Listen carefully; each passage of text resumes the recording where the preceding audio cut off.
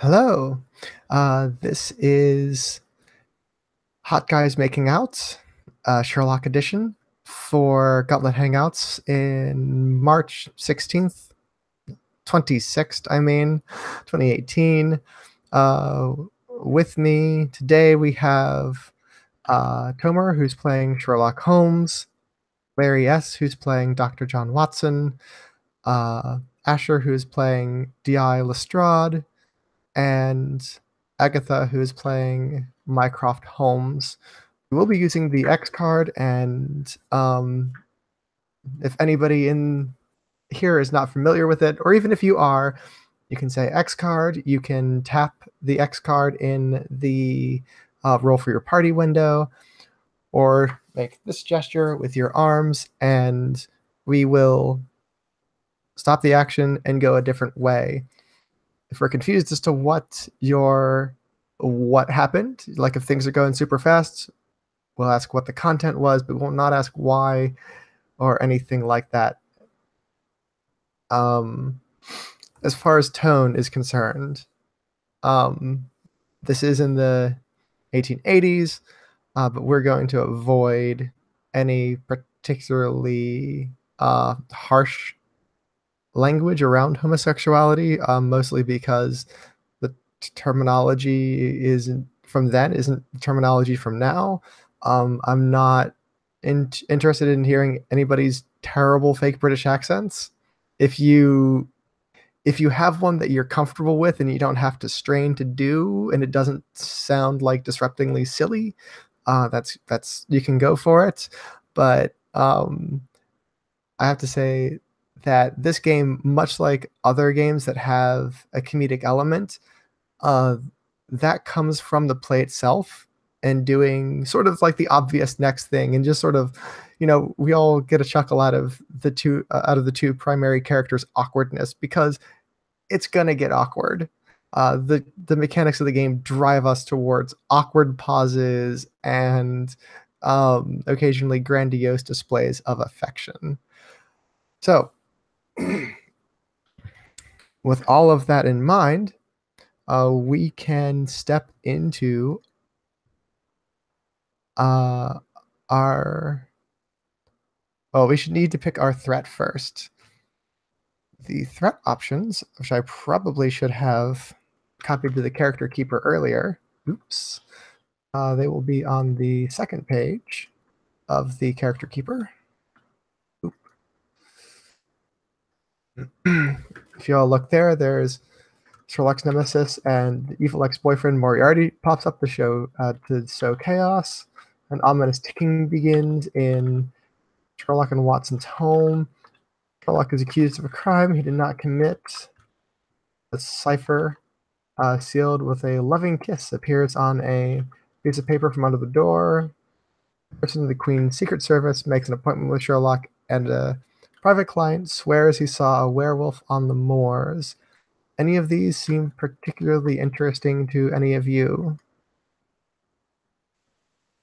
I love the cipher sealed with a loving kiss. It just seems so ominous.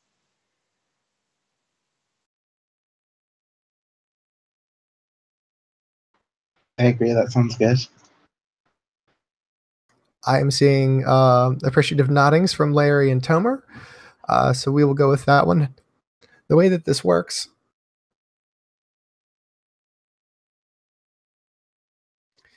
is when we start a scene, everybody draws a hand of some number of cards. I think 5. I'm sorry, people watching this in the future and people playing now, that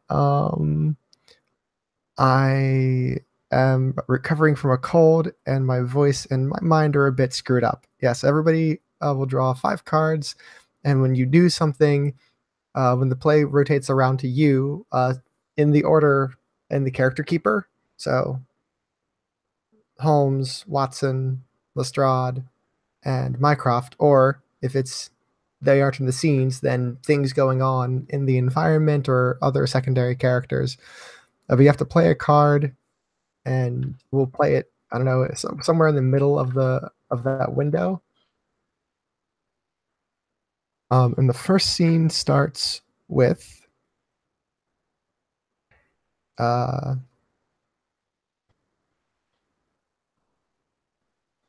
and everybody else will do the narration when it like comes time to pick like a scene, like what's the next scene is going to be. So it starts with um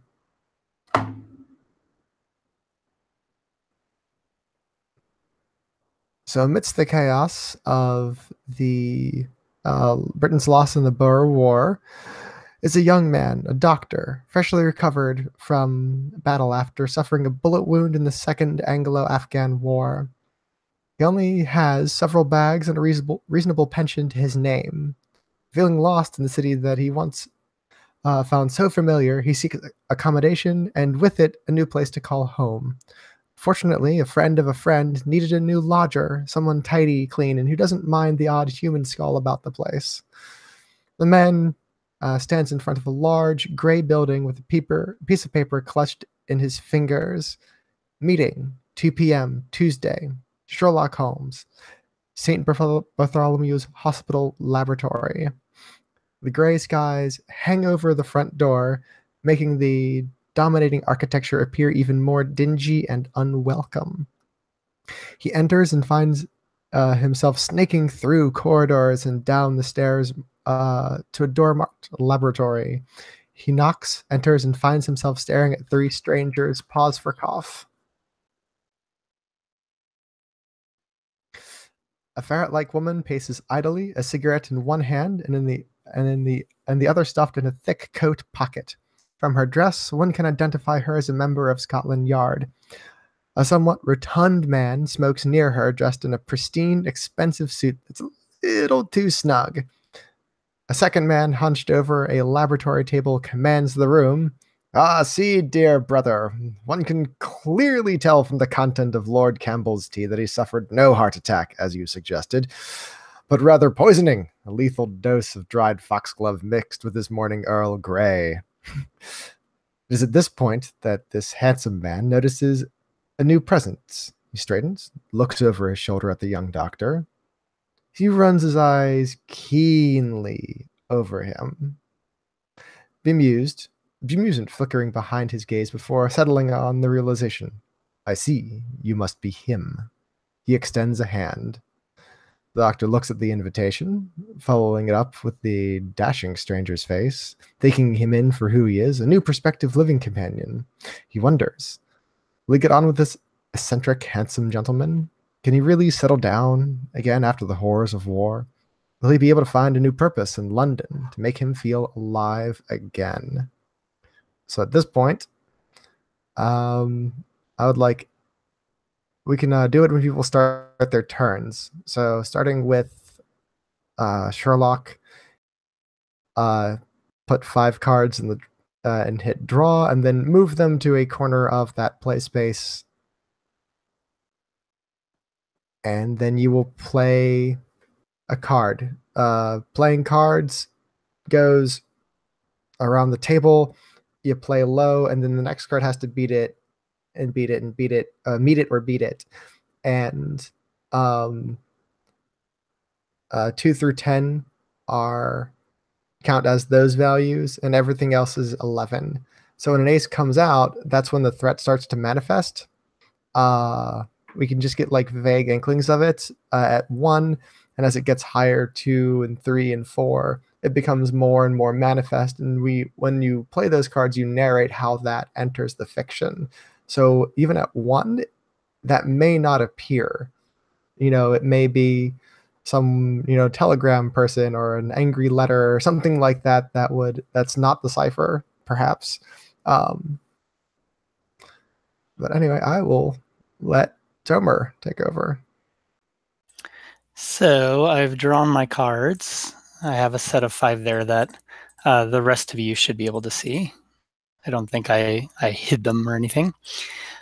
And again, what I'm looking at in the character keeper, it shows under each of these different types of actions what you can do with the different kinds of cards, correct? So let me just review that real quick. Looks like a nice slow hand. Everything is of a normal type action. So we've just had our introduction. And when I play a card, you want me to move it like to the center or something like that, or? Yeah, so the very center, I will. Here, I'll throw it in the center. So, yep, I'll just move it underneath the play. So one of the last things we heard Sherlock say, just as Watson was coming in the room, was his little theory of foxglove mixed with Earl Grey and yada, yada, yada. And then after his introduction, he puts out his hand. You must be Dr. Watson, is that correct? And warmly takes Watson's hand. And it was one of those shakes where, he puts the hand in there and then puts the other hand kind of on top to, and the hands are warm and soft. And he says, "Would you like a glass of Earl Grey tea?"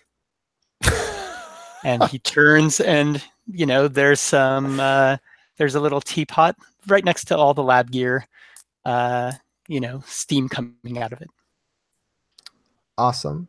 That is a perfect little vignette. Generally speaking, since this game is based on Boys Love Arrow comics, we will be explaining. I know, Agatha. We will be explaining things in sort of like panels.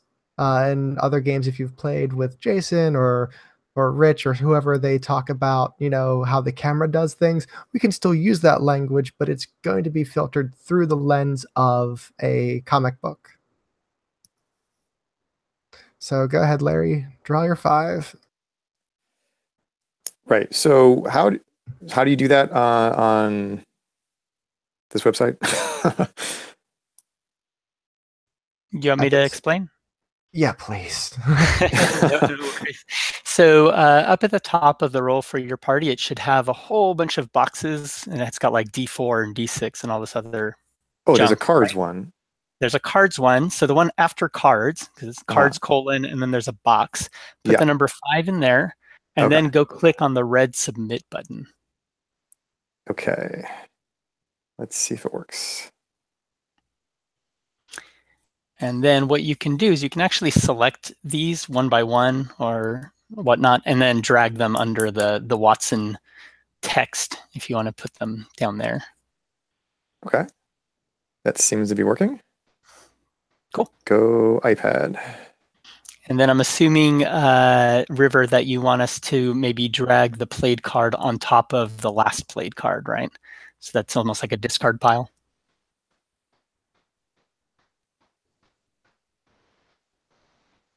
Oh, indeed. There's a play stack and then there's a discard stack.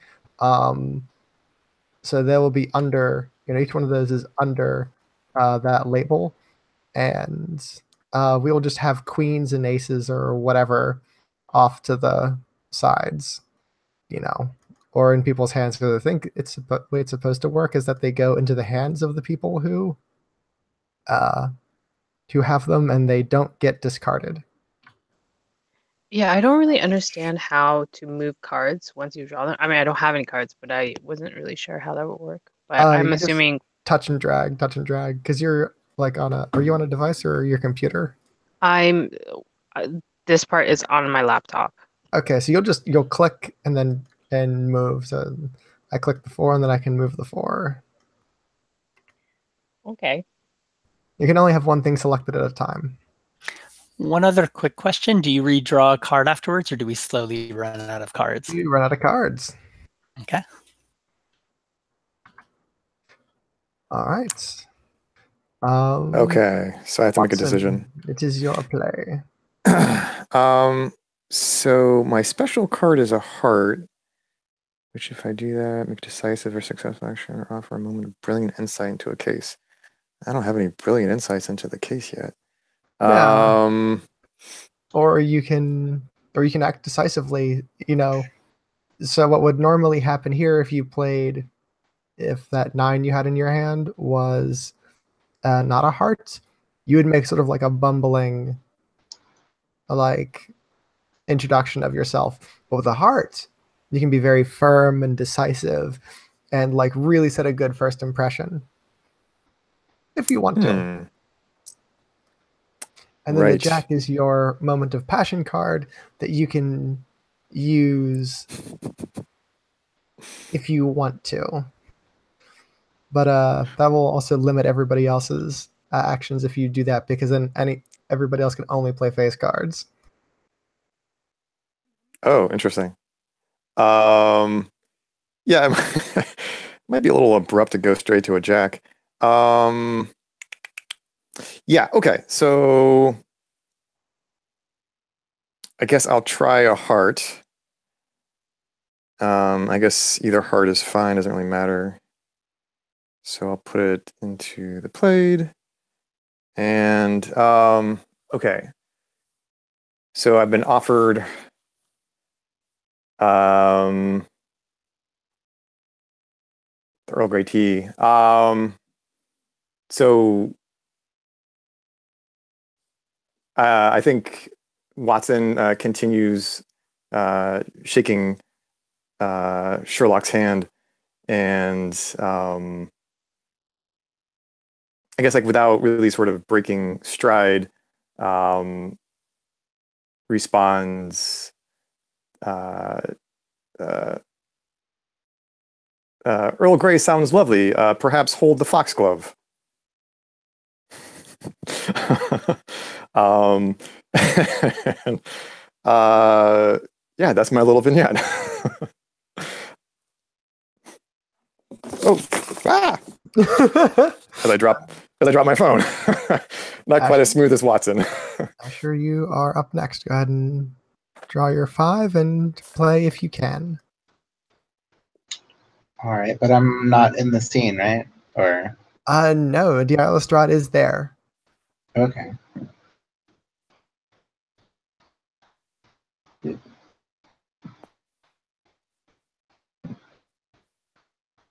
Actually, each thing. So I have.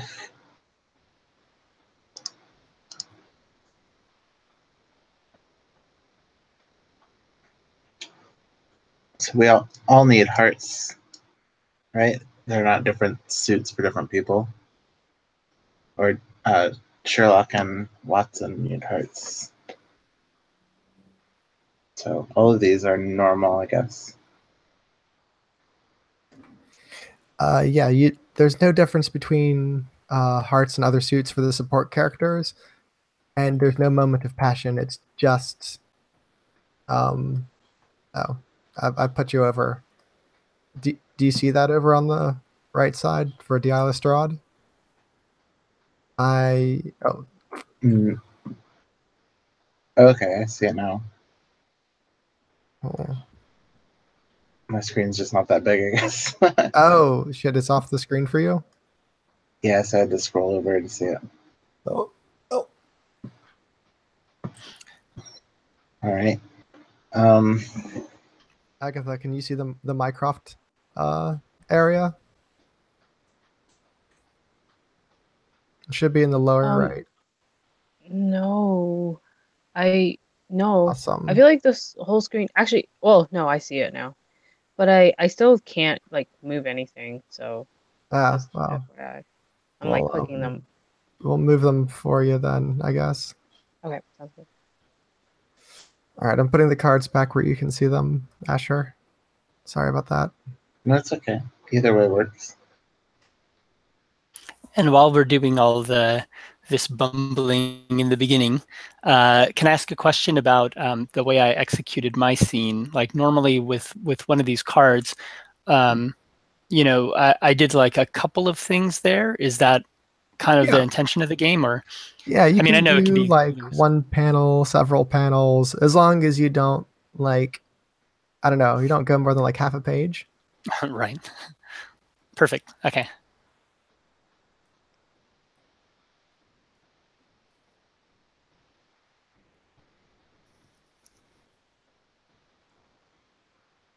Oh, that cough was on the recording. Great. All right. Dear Lestrade. So I think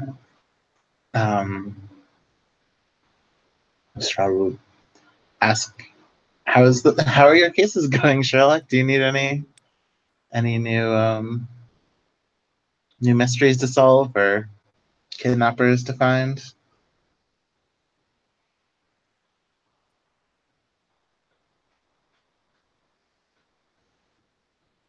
And I assume that is the 9 from your stack. Yeah, sure. They all do the same thing, right? So.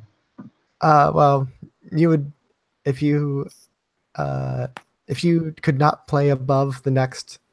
If you couldn't meet or you beat need to the be minimum, higher. I forgot. Yep. So what happens if you can't? Then you have to pass. So You have to pass, and there's a moment of silence. Your character does not act. You have to describe things that are going on in the background, and it can be a moment of awkward silence. And Agatha is dying of laughter over there. All right. Agatha, are you able to use the controls? I can draw. If that's something that I am able to do.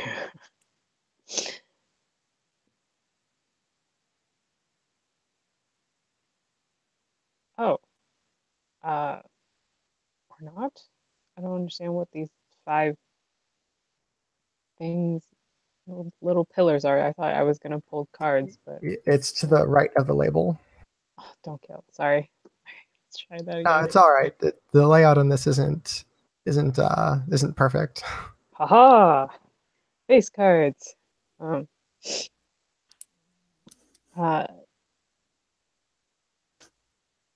so the last card that was played was 9, right?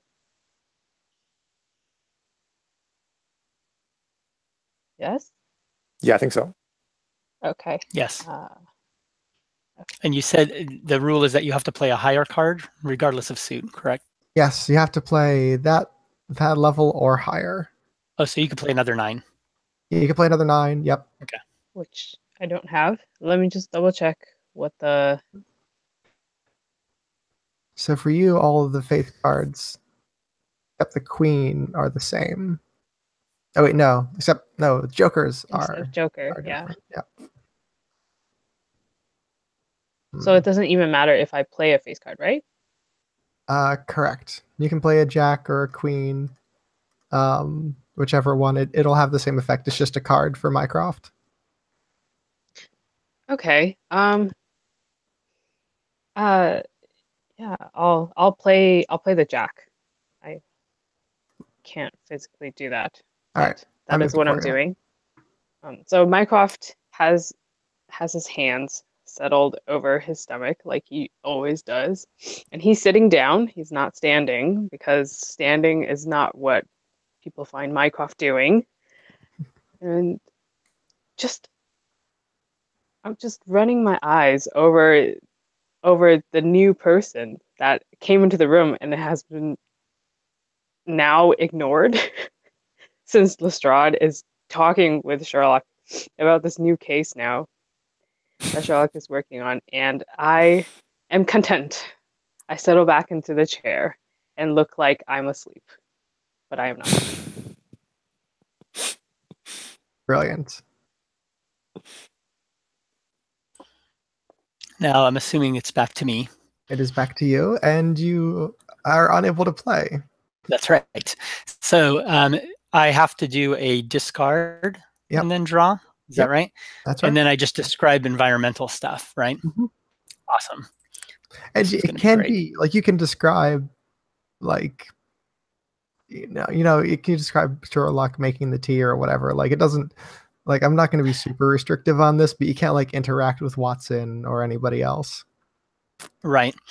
I think there's a moment of silence as Sherlock's brows furrow, but he's still holding Watson's hand for like a long time. And then he lets go, doesn't get tea, walks over to a filing cabinet and starts rifling through it and pulls out a file and hands it over to Lestrade.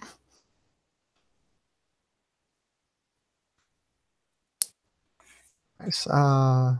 Watson.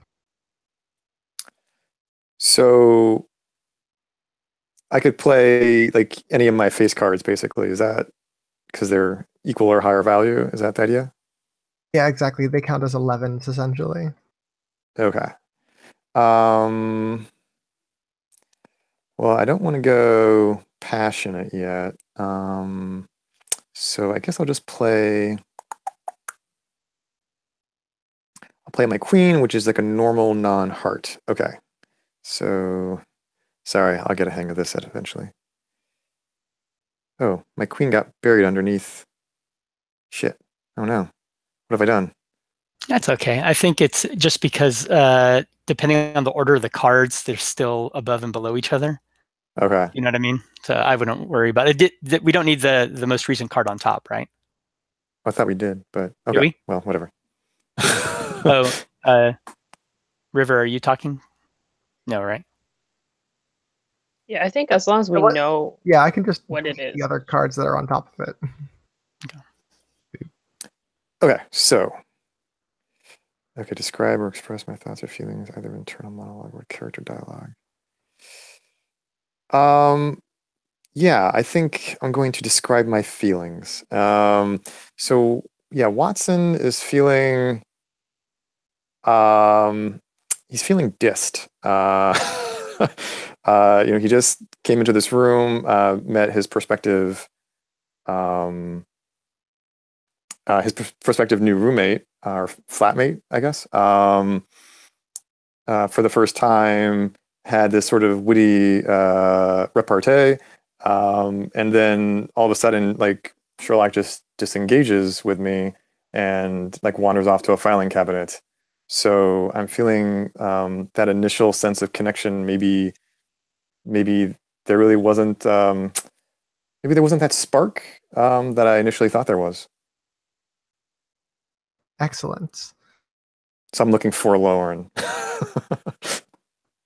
Nice. Lestrade.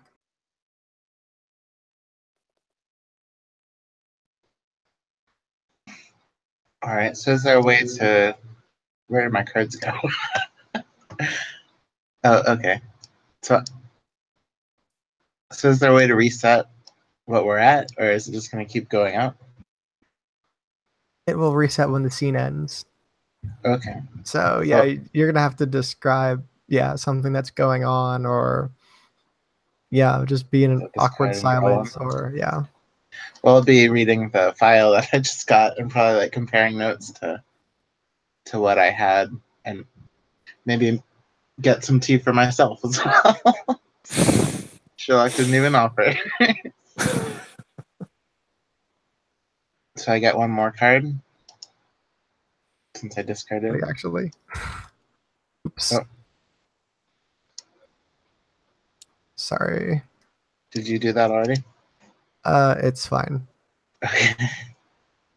It is. I drew you an equally unhelpful card. Mycroft. You can. So I guess I could play, but I could also discard. I don't know what is a Correct. better choice. Whatever you feel continues the play. I will say this: if you have 4 discards in a row, the scene ends. And how many discards do we have? I feel like the scene can end. 1. We have 1 discard right now. However, in order to accelerate the threat, I heavily suspect Tomer's going to play the ace, and then we'll likely have 4 passes. Okay, sweet. Well, Or we might have Watson play and then 4 passes. It's tricky. sounds good. Okay. Then I'll oh shoot. I'll play the queen then. And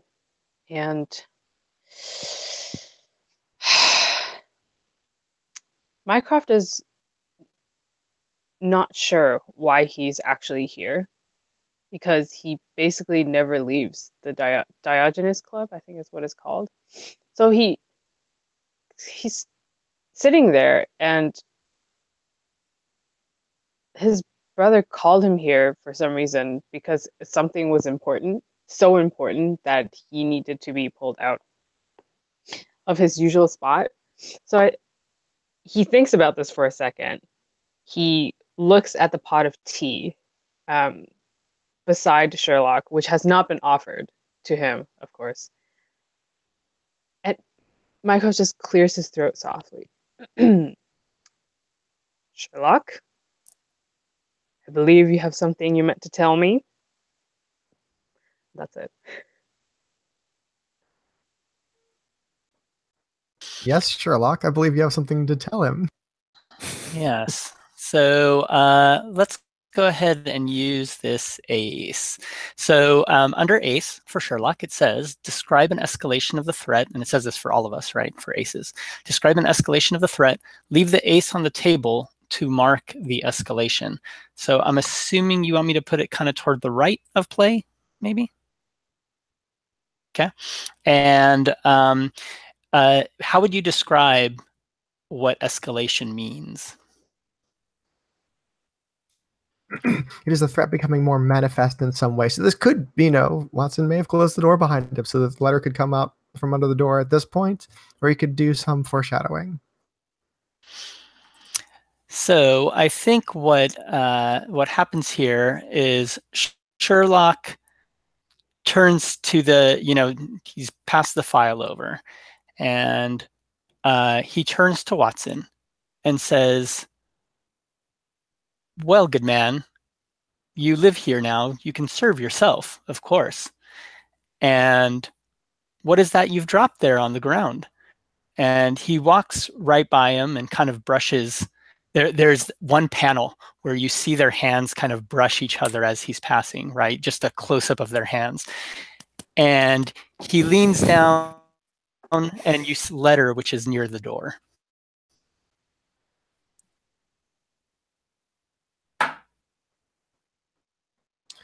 Awesome.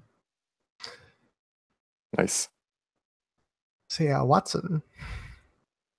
Okay, so yeah, I have to pass now. You can play a king. Oh, if you okay. want. You can play a king, So if you feel it's appropriate, a jack. Base cards like jack, queen, king, and ace are all equal in value? Correct. Oh, they're all 11s. Right. They're all 11. Okay. You did say that. Okay.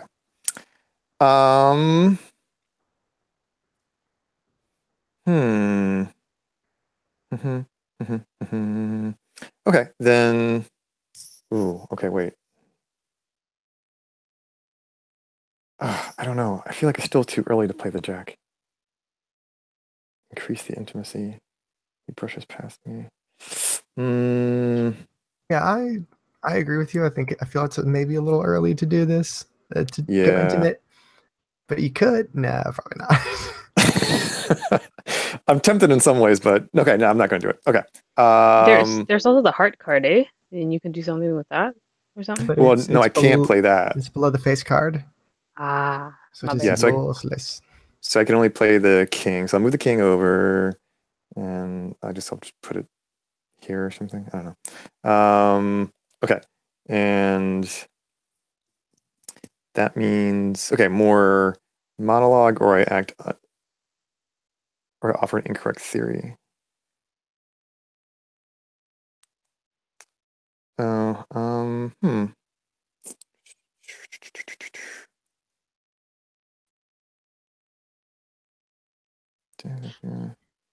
and so let's say this: the the envelope that I'm holding up that I say you've dropped or whatever.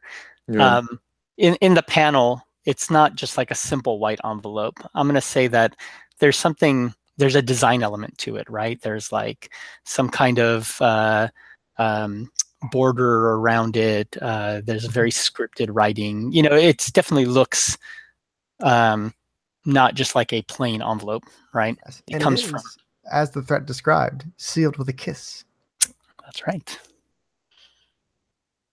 So are we interpreting that to mean like with like lipstick on there or something? Like that's very literal, I guess, but maybe. Okay. So it says I do not act successfully, so I can act unsuccessfully. Is that what that means? Yeah, like you I can can do things, but you have to be kind of bumbling about it, bumbling. Okay. or say, or like sort of go somewhere that is not really moving things forward. Okay. Um, Like non okay, sequiturs are great. also good. Yeah, I think okay, so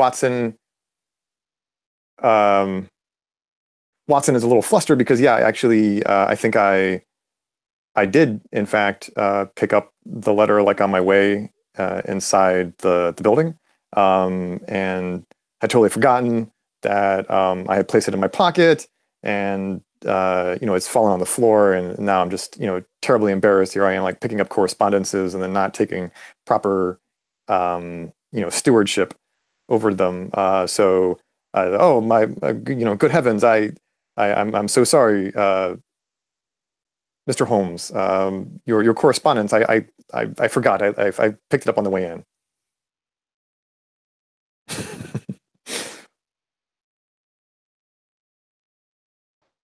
And it looks like we're most likely going to have 4 passes after this. Is that okay with everyone? Because Yeah. nobody else can actually play a card except you, and you didn't want to play the jack just yet. All right. So I am going to delete everybody's cards, and then we will say Watson, since you ended. Well, actually, since you know who it is? It's always Watson who sets the scene. I forgot Oh, about that. Jesus. So you get to say where we are and who is expected to arrive. Holy cow. And now with the scenes, as far as like rules and things, is it true that is it expected that Sherlock and so Holmes and Watson will be in every scene? And Exactly. then as far as the other two, I know under Maria Lestrade, it says you may play other characters, or you may be asked to play other characters as well. Correct. So if there's a cabbie, if there's the landlady, things like that, the people playing Mycroft and D.I. Lestrade, we'll just pick them up. Got it. Can I ask just a quick favor, and maybe this is a good time to do it because it'll give you a second to think.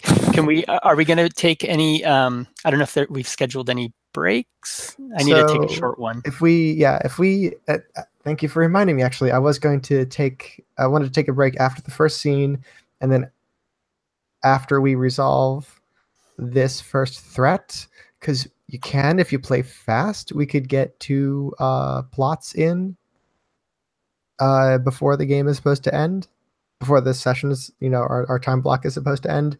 But yeah, take like a 5-minute break. I'll get some water, and then we will start off with Watson when we get back. So cool, and I will leave the start of the scene completely to Larry to save my voice.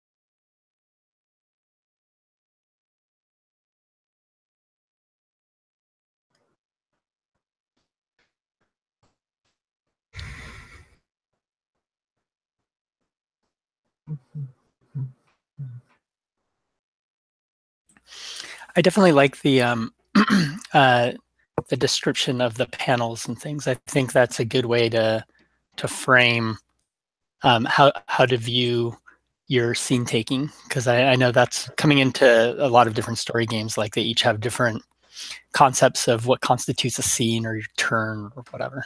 Yeah, exactly. The way that each of the scenes are supposed to work, it's like a little several page like chapter that you would see in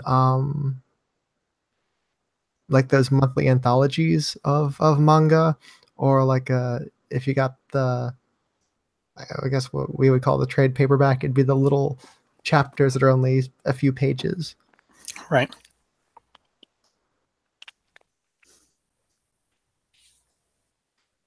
All right. I have a Dr. question Watson. about how you would resolve a threat. How does that work So mechanically? the threat, I guess this would be an important thing to mention here. The threat isn't so much the threat itself. It is how that threat interferes with the blossoming relationship between Sherlock and Watson.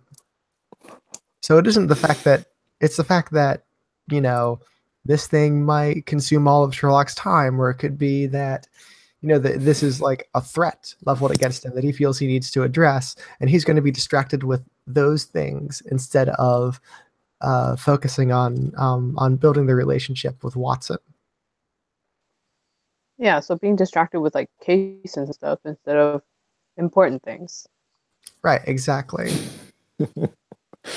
And they talk about this in the original Hawkeye's Making Out as well, that like somebody showing up from Honore's past, or the ex-boyfriend showing up and things like that, or the actual start plot for that game is Maria's jealousy. It's not a threat in the physical sense. It's not something that's going to get anybody killed necessarily. It's just something that interferes with that relationship. We know what our priorities are here. Come on. Yeah, exactly. I mean, this is all A plot. We're really interested in the B plot of this relationship. So anyway, lead us off, Watson. Yeah, I mean, my general idea, and if people want to like, you know, jump in, because I'm not sure what to do with like the supporting. Like, I honestly not like Lestrade. I think would be easy to integrate. I'm a little bit more worried about Mycroft, but I was thinking that maybe like a scene in the parlor of the flat, with like Sherlock. Like I imagine that Sherlock has been like obsessing over this cipher for like, I don't know, A few days or like, something. yeah, a few days straight. Like he's like basically not getting any sleep. He's like, I don't know if he's abusing drugs. I'll let I'll let Sherlock figure that out. But you know, he's already his nerves are frayed. I'm quite worried for like his health. Somebody like, don't they have like a housekeeper or a maid? There is Maybe a landlady who lives somewhere in the building. I believe upstairs of everything. It's like main level where there's the front room and the kitchen and dining area, and then the second level is the bedrooms, and then the third level is the landlady's apartment. okay. So I think probably like I've, you know, at least made acquaintances with the landlady, and maybe Yeah. have like enlisted her to help. Like what do I do with Sherlock? Like, you know, is he prone to this kind of behavior or stuff like that? So maybe somebody could play the landlady.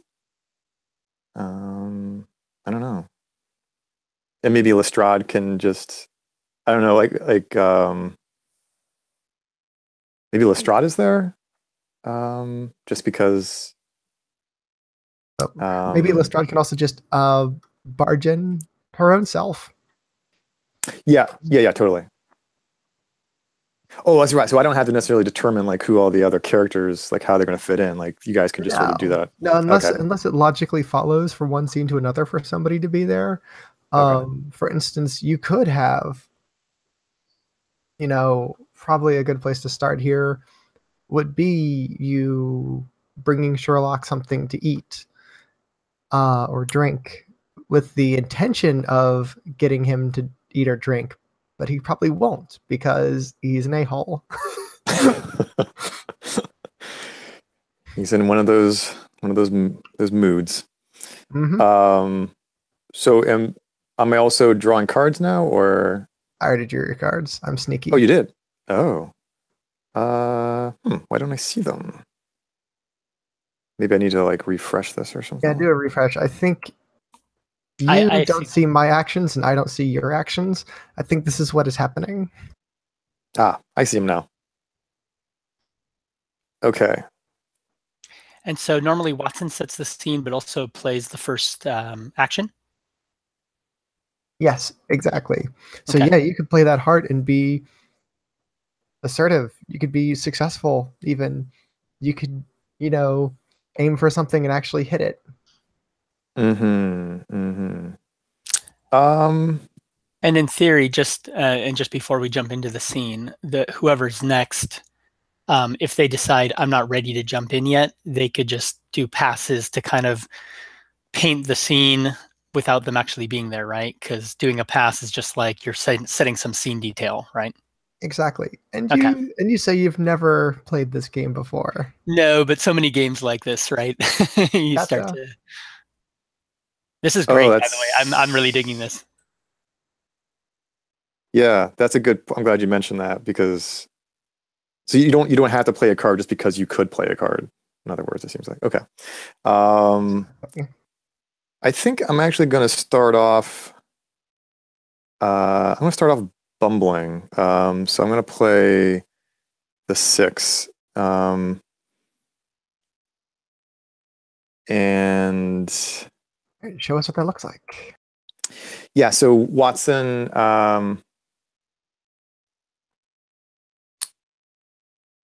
Watson, and are you allowed to sort of like narrate a little bit of like what the other characters do, or is that sort of a no-no? Like, I mean, you um, can if uh stay away from it.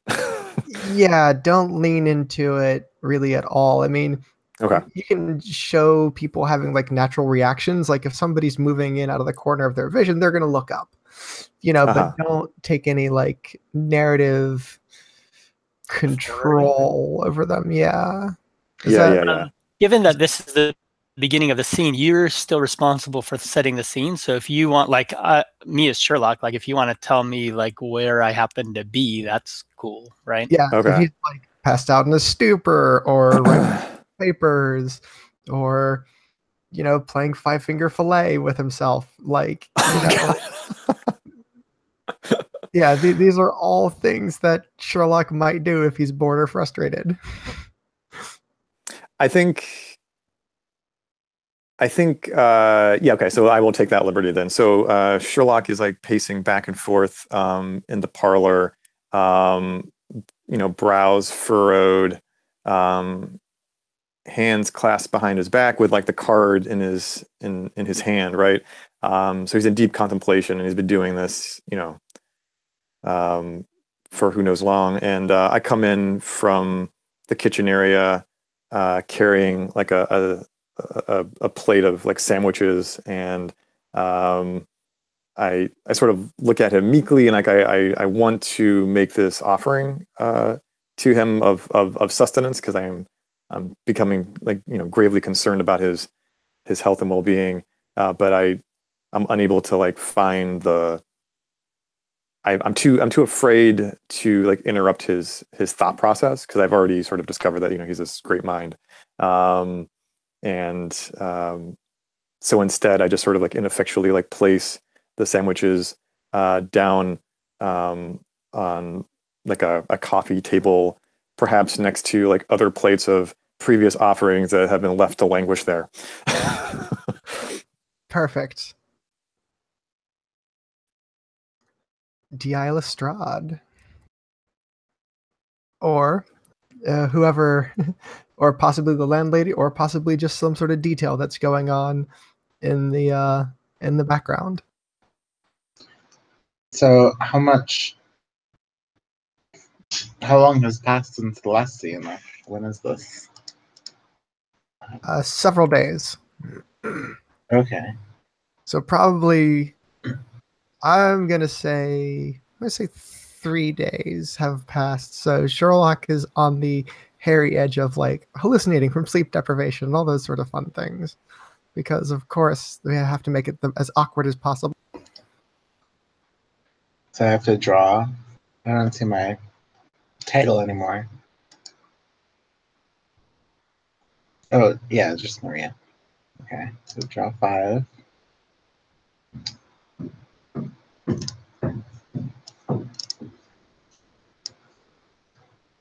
And I have to play something higher than a 6. So I'll play my 7. 6 or higher, Oh, okay. So I do have a 6. So I'll or play you can that. discard the 2 and just say things continue as they are. Or add another scene detail. Right. I'm not sure what I want to do. And if you want to have an action, you could even describe how like John's action has affected other things in the scene. Creaking floorboards, tinking flatware, that sort of thing. All right. All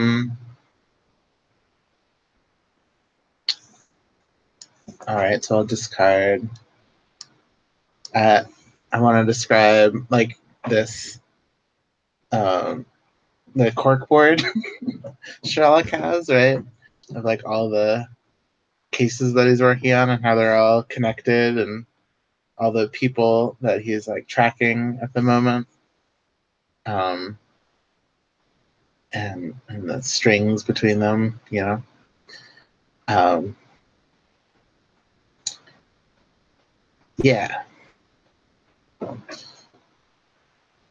That's a scene detail. Awesome. Yes, that's exactly the sort of thing that you would see him doing. Then I'll draw a card and pass to the next person. Or did you already do that? Nope. Okay. Cool.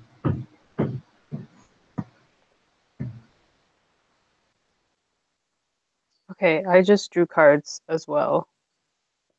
What was the last one played? Oh, was it 6? Okay. I'll play the 8.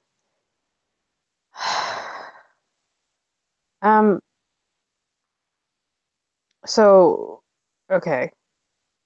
The next frame is going to be just the sound of footsteps running upstairs, and then the door to their whatever living area bursts open, and then this disheveled boy comes through with a giant hat that doesn't fit properly, and says, "Sir, I've got what you asked for." And he's holding a crumpled sheet of paper and hands it to Sherlock Holmes. It's Wiggins, by the way. That's his name. It's a part of the His Baker Street network. Regulars. Yes. Yeah, I just Googled this.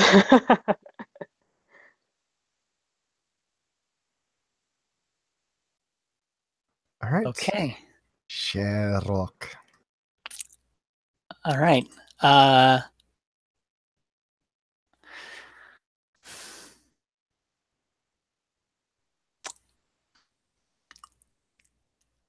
I am going to play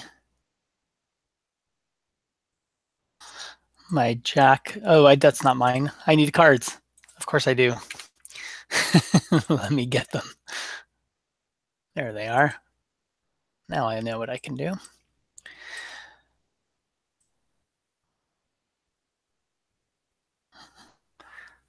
So Wiggins comes up with the paper, and Sherlock, is still eyebrows furrowed. You can see the bags under his eyes. It's obvious, whoever's drawing this thing, makes sure to make those prominent.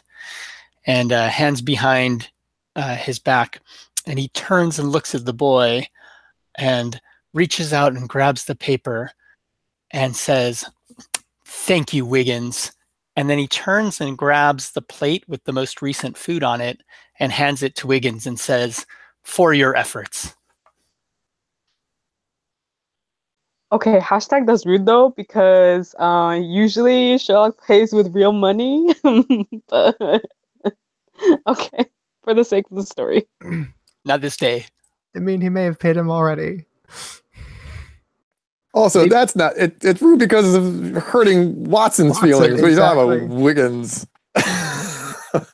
Hello, Wiggins needs to survive. I'm going to It's our retcon one money. thing then. So he hands the plate over, and you can see there's a close shot of Sherlock's hand holding the plate, and there's like a little bit of a bill, right there squeezed underneath it. Still rude to Watson, but I'm cool with that. That's the important part. Oh my goodness. I feel like, well, after I've been slighted, I don't feel like I'm gonna like go passionate. So I could either escalate. Yeah, you could. Yeah. Okay, I think I gotta escalate. I just have to figure out what this escalation is gonna look like. Oh, I put it like threat over here? Is that under threat? Exactly. Okay.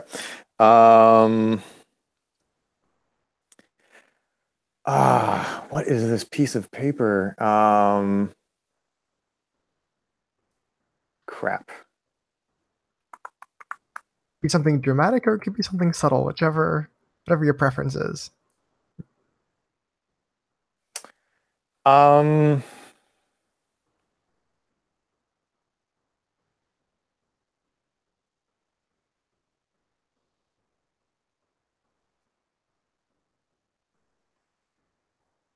But generally, two You know is what? where it starts interfering with your guys' lives, like dramatically, not just like Sherlock being a bit absorbed. You know what though? I feel like, can I change my mind? Sure. I'm gonna do a take back, and I am gonna play one of my jacks, and yeah, I think Watson. Even though I've just been slighted by Sherlock's donating the sandwiches, I think there's this dramatic new piece of like potential evidence, and I'm just gonna I approach Sherlock. I'm standing like very close behind him as he's sort of like unfolding the paper or examining the paper, I assume, and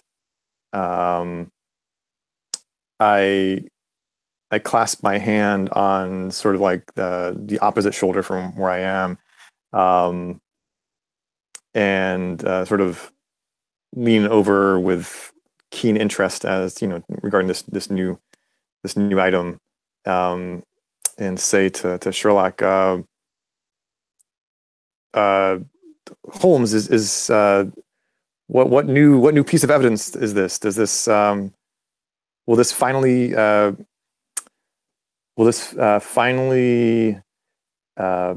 break the spell that you've been under these days? End scene. End that vignette. I like the panel of, you see like Holmes looking down, and then Watson is like right behind him, the two heads very close together. Yes.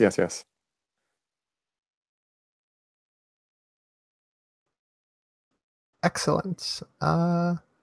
Asher. give us some more Okay. details or escalates. So what comes after a jack? I guess I don't have any face cards anyway. I have an ace.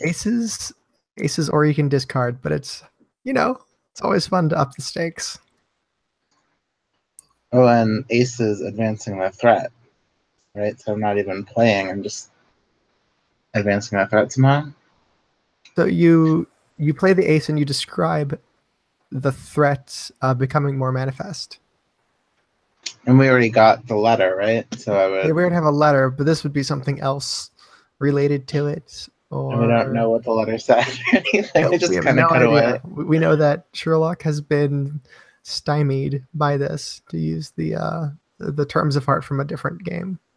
Yeah, I think it was the precise wording of it was that it was a letter filled with ciphers. So it's basically a puzzle, I think, that for him to figure out. So, Hmm. So maybe I'll do a scene detail involving the letter, right? Like maybe there's a map on the table with the street names like highlighted, right? Like there's some pattern between like street names and where they are, and it makes like some sort of shape, like a triangle. And that Um, is that reflected in the note that he was handed? Then is that what you were well, saying? Or no, for the letter that you open, um, right? Like he's trying to figure out this code, so right. something involving the map. But what I'm asking is this you discarding, describing a detail, or increasing the threat? I was gonna discard and describe this map as Okay, a cool. scene element. So discard a 3. Is that all right?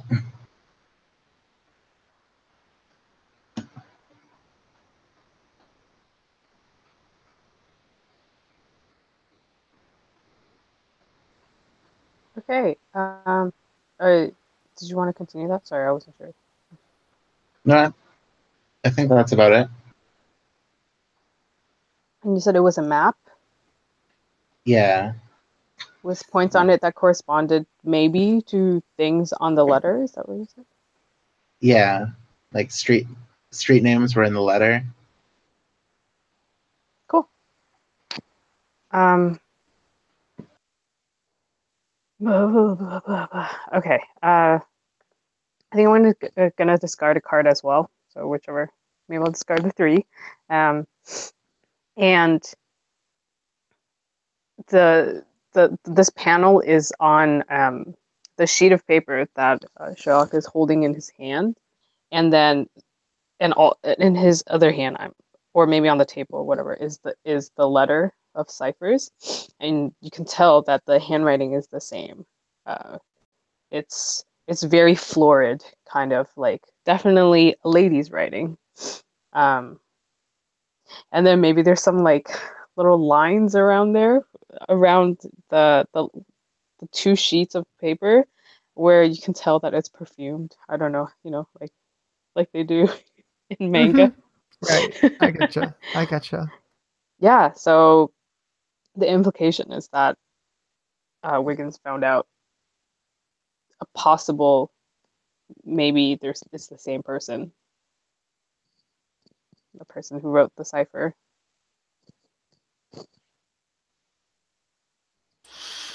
Boom. All right, so I am going to discard a card. To add a detail, we see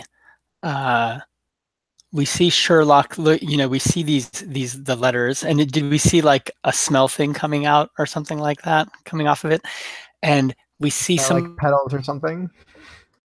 of this little odor coming up to, and we see a nose, right? So like obviously somebody's smelling it, and um, and then we see the furrowed brows of Sherlock, and then he puts his hand on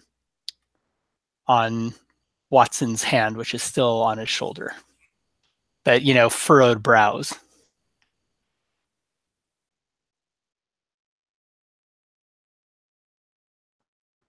All right, 3 discards to you, Watson. Cool. Okay.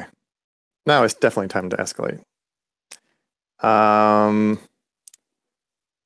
And I think. Oh, so could I? No, I can't do that, can I? What were you gonna say? I was gonna have somebody burst into the room and and do something, but You can do that. is that? You can have somebody burst into the room. You could have something on fire. You can do anything like that. So if he was just doing a scene detail, would he be able to have somebody jump into the room? Less so, No. right? That's just Watson's Right. Yeah. You'd be working But with because details it's that were already in the escalation, it could scene. be like anything, right? Yeah. Okay. Okay. So maybe I'll just have I don't want to be. Yeah, I'll just have a constable, or someone sort of mid-ranking official in the police force, like a sergeant, I think. Like a Lestrade? Well, but I was gonna do, but I didn't want to control your character. I don't know. Is that You can? I mean, some urgent correspondence could show up. I mean, the thing about the secondary characters is they're sort of meant to be jerked around a little bit by the plot. okay? But if you don't feel comfortable doing that, you can have something else happen. Well, I mean, if Agatha's cool with it, then I'll do it. Well, what it's, I mean is Asher considering that playing. one of us would be playing this constable dude anyway, you might as well Right. just make it Lestrade, right? Okay, So got it. All right, then Lestrade bursts into the parlor, like a little bit, frazzled, and announces to Holmes, a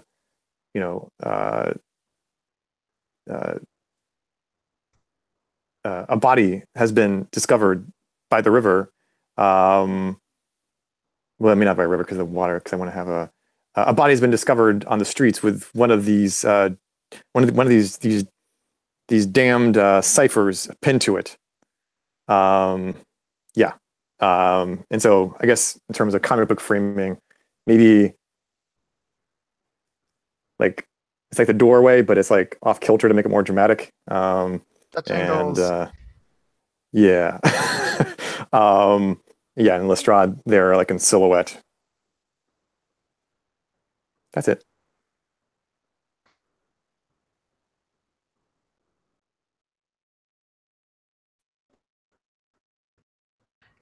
All right, Asher, you have All right, character sort of been thrust into the lurch. So you can play your king to do something cool or further escalate the drama with the ace. Right, because we're up to the jack, so I can't use any of my numbers. Yep. I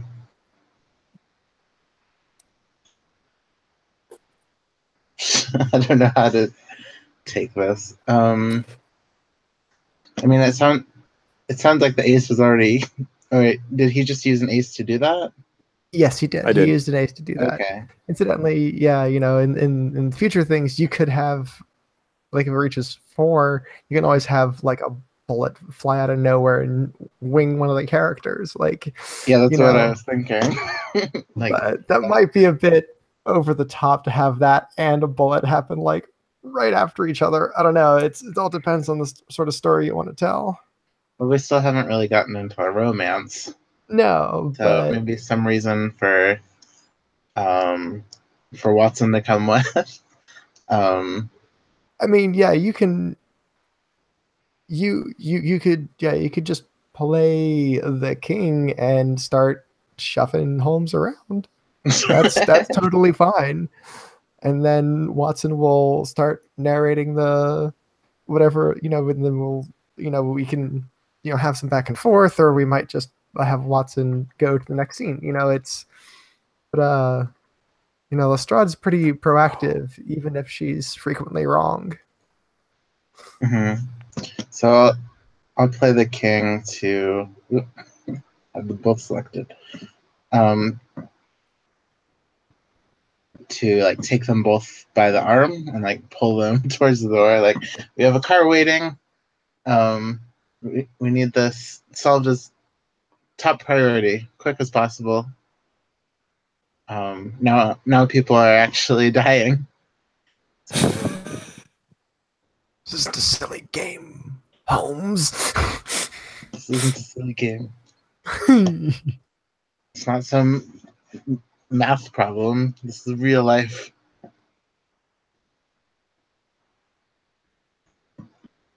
All right, Agatha.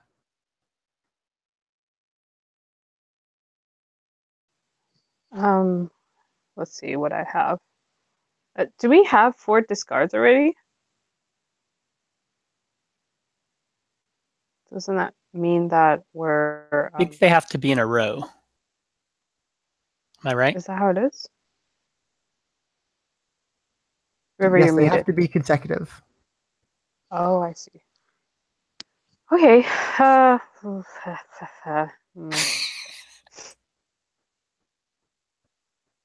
Let's see. Currently, I am Wiggins. You could be Wiggins. You could be the driver of the coach.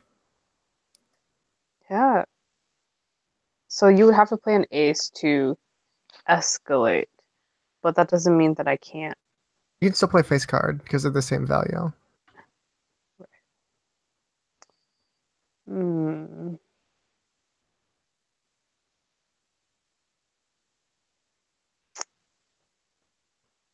So you have your queen and your king. If you just want to have, yeah.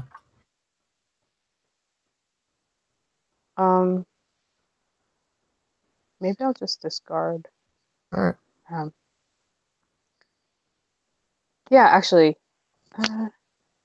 no. That's actually I'm going to play the queen, and so it I guess Lestrade has a carriage waiting already, and so everyone uncharacteristically all like put on their coats and their top hats or whatever and like rushed into the carriage.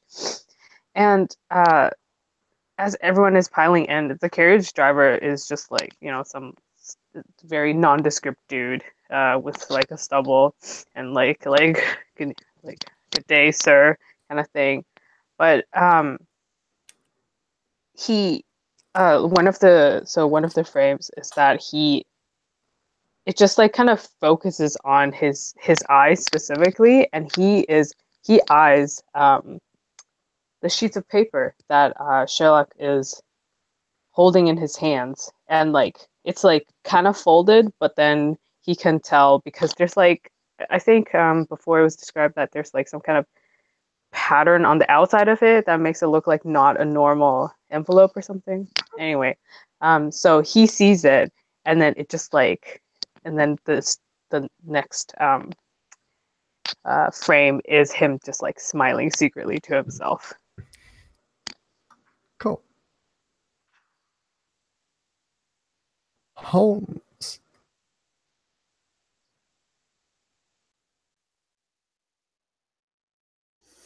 Yeah, that was good. Let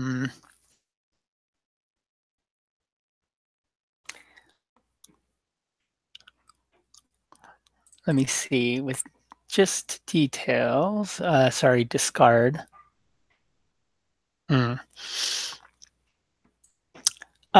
I'm just going to discard a card. And in this case, oops, pressed the wrong button there. Ooh, pretty. So what we see is that the driver starts driving, and I think who was it? It was Lestrade who brought them down, right? And after that little wry smile, we see the driver kind of like turn the wheel and go down some side street, and we see Lestrade kind of point in the other direction on the next frame and is like, "You're supposed to go straight."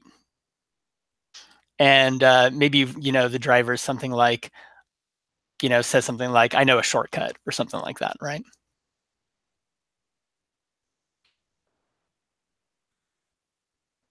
Watson.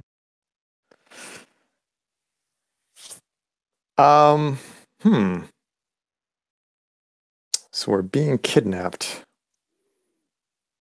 Well, I can either get passionate again, which seems like an awkward moment to do that, or I can act decisively. Okay, so I will act decisively with my heart card, and okay.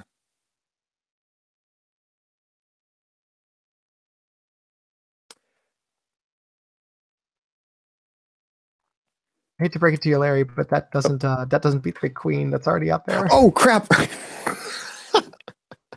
Oh, rule schmools, come on. Oh no! So either you either have to have like a moment of awkward silence, describe something that's going on in the scene. Oh, okay, I got it. All right, we're gonna get past. Okay. Because this carriage is now really, quite bumpy, and so we're being tossed around inside of the carriage, and maybe it's the bumps, maybe it's partly on purpose, but I think Watson lands. How is it going? What's the configuration going to be like?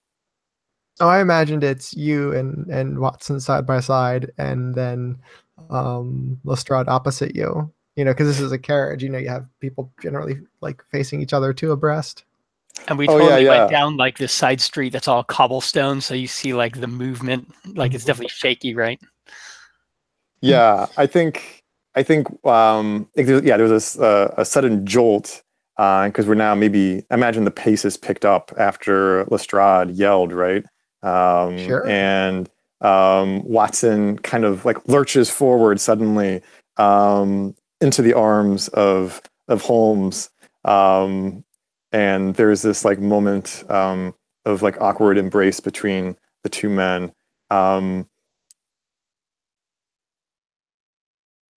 But before I disengage from Holmes, I think there was a frame where I don't know, two narrow frames, where just the eyes of the two men, sort of depicting how their eyes have interlocked. Yes. Excellent. Oh, excellent. D.I. Lestrade. All right. So I think Lestrade missed this entirely, right? Because she's too distracted by not going where they're supposed to be going. So that's the crime scene. But they didn't have any radios or anything at this time, right? So Nope. It's not like I could call up my troops. Nope. Well, you've got only two options, right? You can either escalate, or you can what's the other one here? You could just describe details, right? You can't really have so the intention and so River, if Asher was using one of the smaller cards, then the only option really to just you can't really describe Lestrade doing something so much, right?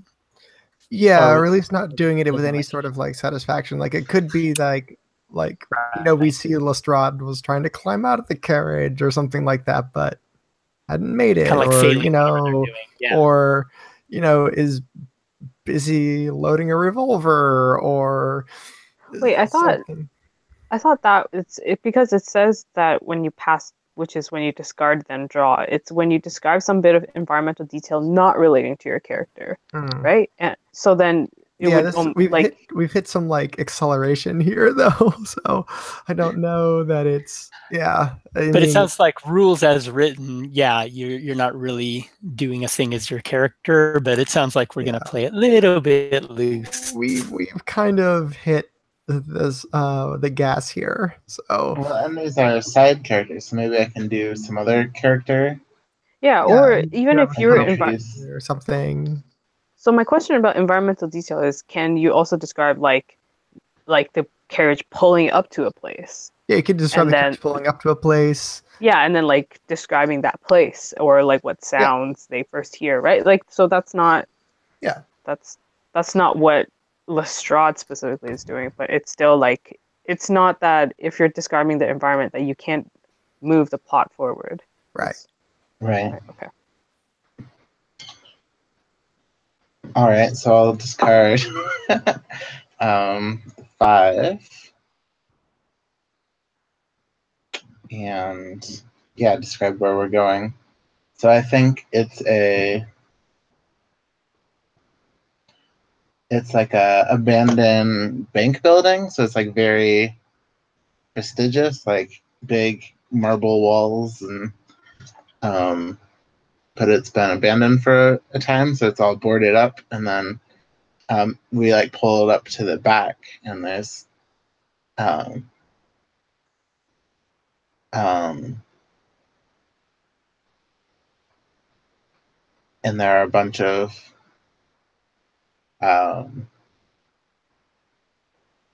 like masked men that start to surround the car. I don't know. Now that's sounding like an escalation, right, of the threat. I mean, you could totally play it like that. I mean, yeah, I think honestly it does. It sounds like an ace. Mm-hmm. Okay, so we'll just say we pulled up to the bank building. I won't describe what happens because I'm just describing a setting.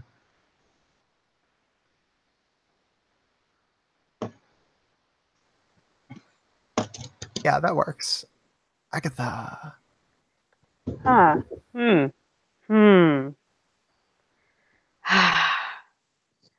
I feel like I'm constantly torn between like making a Sherlock Holmes mystery and like focus and doing things that will make the romance go along. And it's like, they're Oh my god, it not. sounds like the game is working then. How's it say working as intended? I just want to keep telling this story though.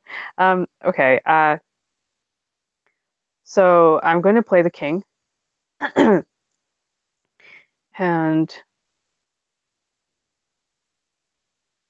okay. So the cabbie, so the carriage has stopped, and the cabbie comes around to open the door to the carriage and grins at everyone that's inside. Oh, did everyone's video just disappear? Maybe. No, it's just you. Oh, it's just me. I'm the one whose video disappeared. Cool. Wait, what was that? Oh, yeah. So the cabbie grins at everyone inside and says, "Welcome to my palace." And then, so the cabbie takes off his wig and kind of like rubs at his face. And it's totally a lady. Maybe it's Irene Adler, whatever. It's a lady, but she gestures grandiosely. So like you can see in the frame where it's like she spins around, and it's like, "How do you like it?" Yep. Excellent. Holmes. Okay. All right, I'm gonna go ahead and play my King of Hearts. And a king means act without restriction to increase the physical intimacy between you and Watson. Yes, question. Emotional Comment. intimacy. Emotional intimacy, correct. Oh, so it says physical there, right? I think it's a mistype maybe under Sherlock Holmes, right? On my playbook, it says physical intimacy.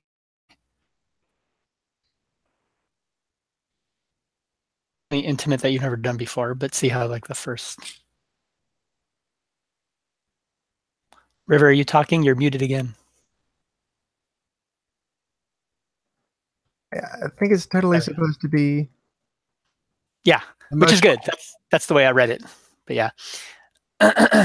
Oh, it's actually anything, not just physical.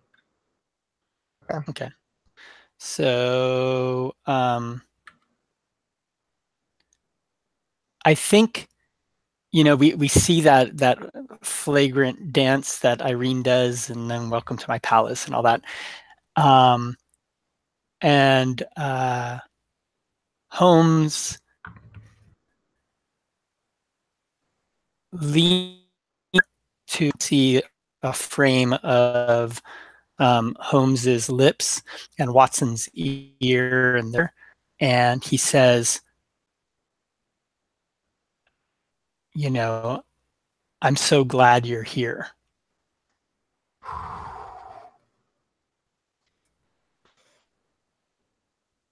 That's it. I love it. Watson. Wow. Yes. How do I earn this, the faith that Holmes has placed in me? Well, I do have a heart, so I can act decisively. So, no, damn it! Why keep on doing that?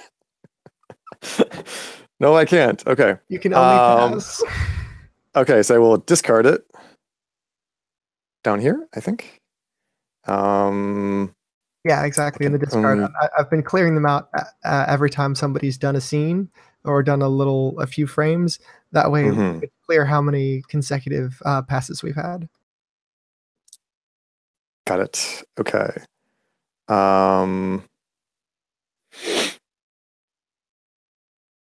Okay, so then I have to do an environmental detail. Okay.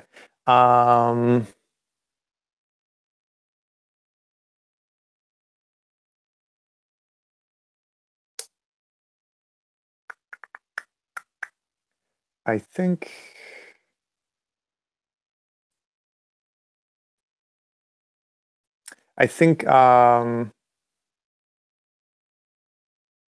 think that there are strange flickering lights that can be seen inside the building through the gaps of the boards on the windows, and they sort of glow eerily.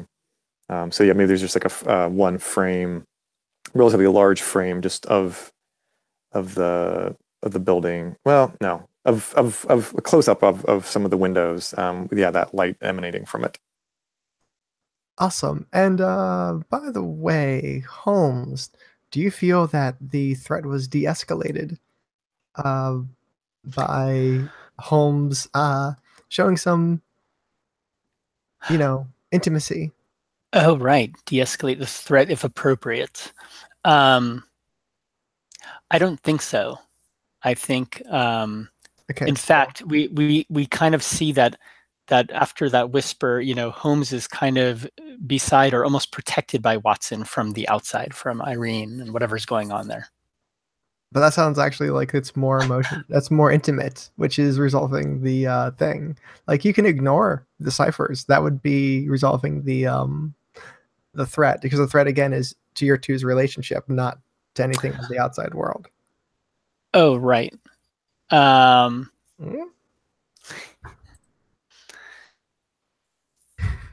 And what happens if the threat is de-escalated? Does that mean you do something with the cards?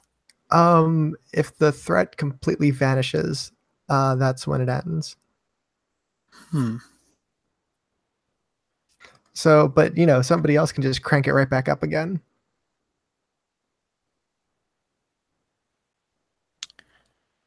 I'm tempted to say that the threat is not de-escalated. Cool.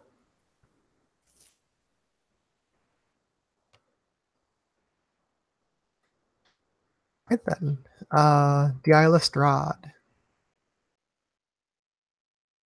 All right. Is this a new scene, or because the discard disappeared? Do I redraw cards, or how does that work? No, it's the same scene. It's the same scene. Okay. I would have cleared the play space. That's just so there's one discard to you. Okay, that was just mine. Hmm. So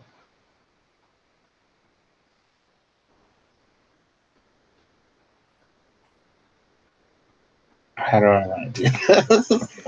So again, the threat doesn't have to be something that's like actually like a boom pow sort of threat. It can be anything that would get in the way of their two intimacy, including, you know, Lestrade giving them guff. Or Irene taking Watson's hand and taking him out of the vehicle, right? Yeah, All of a exactly. sudden they're separated, or Yeah, because again, the threat really is strictly threats to their intimacy. It doesn't have to be a brick through a window or a gunshot or anything like that. It's anything that interrupts their moments or gives them distractions away from their relationship.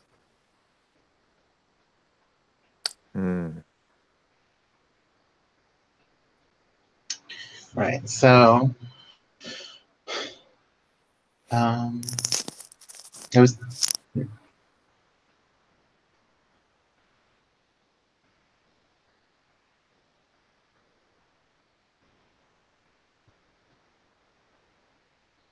Sorry. I think I'll just discard again. And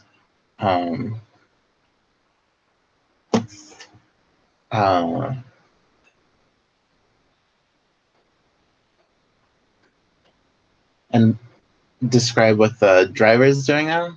So I think. Yeah, the once driver, now Irene Adler. All right. Over the top show woman. Over the top show woman. I mean, actually, can we pause it a little bit right here? Because Sure. it seems like you're having a lot of trouble with this. Yeah, I was just thinking of having her like as a previous romantic interest, but now I don't want to do that anymore. So just trying to. Yeah, I mean, some other way to do this. That could totally work though. Like you could play Sherlock you can even play the ace, like the threat card, and like escalate the threat, and then maybe explain why she's doing this and why she's so obsessed with Sherlock Holmes. I don't know, whatever. That's true. You have the threat card, so it's always there for you. Yeah, and because they need moments of passion to clear the threat cards, that drives their relationship by putting roadblocks in front of them. All right. Yeah. Okay. Then I'll do that. So awesome. I think she'll have like her own letter, but it was from the past, right? Like, do you not remember what we had done? The history we have? Does she do anything playful with Holmes? Physically? I think I just want to like separate them mostly. So maybe like opening Holmes' door, so like he starts to like slide out a little bit. Excellent. Yeah, then that sets it up for like an awkward pause or something like that. Awesome. Cool. Of awkward pauses. Yeah. Speaking of awkward pauses, I'm going to discard a 10, whichever one of them. Yeah. So Irene Adler opens the door, and somehow maybe from the other side, I guess. I don't know. exactly sure. Yeah, I guess Holmes was leaning on it. So now it's just like, and they were having their moment, but now it's just like, oh yeah, you're also here. I mean, we almost forgot about you. And I think there's just that the frame is like she goes to open the door and then there's a frame where like no one is talking and uh Holmes is kind of leaning out and then Watson is and he's like looking at Irene and then Watson is also looking at Irene and Lestrade is also looking at Irene and everyone's just kind of like paused like Perfect. yeah. Nice. Now, Irene had a letter in her hand, right?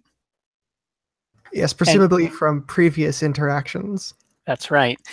So I'm going to play my queen here, which is just a regular action. And I think after that quiet, that pause, right? Like everyone's looking at her and there's that kind of silent part.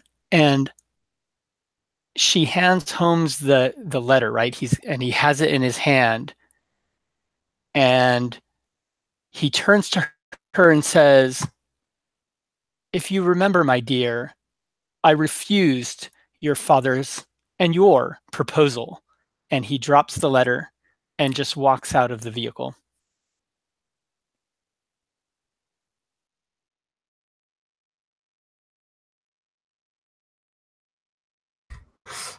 I had the voice of Jason say in my head, that sounds like shut someone down, roll with cold.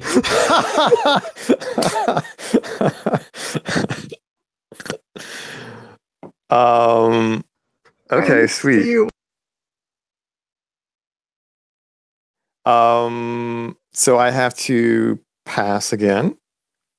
So I will put.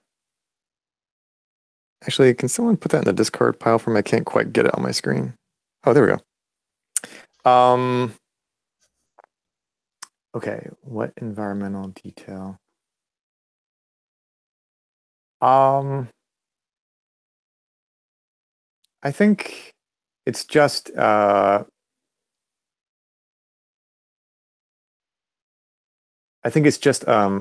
frame with the letter sort of like half submerged in this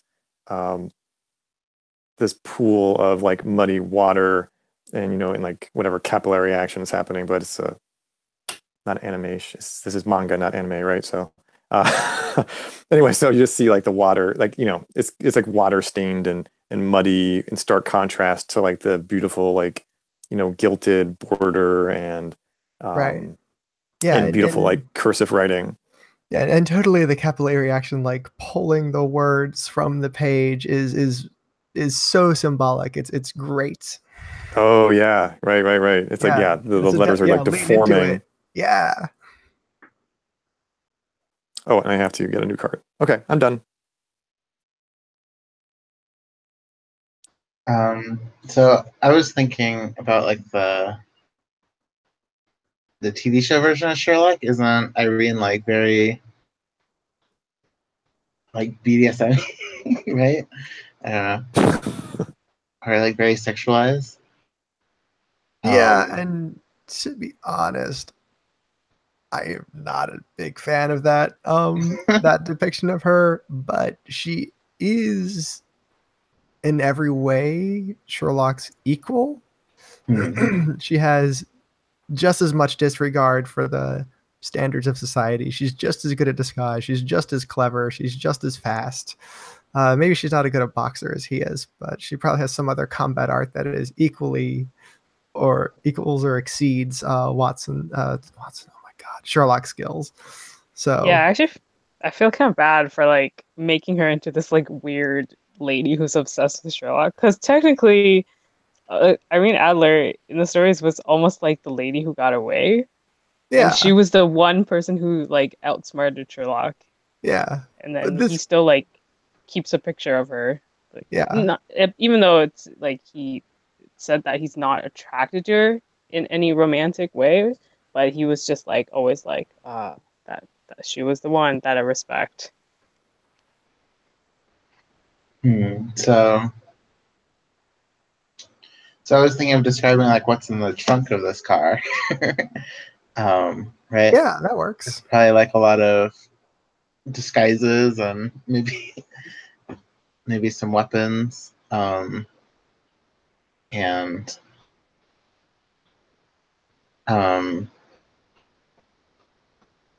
blindfolds, rope,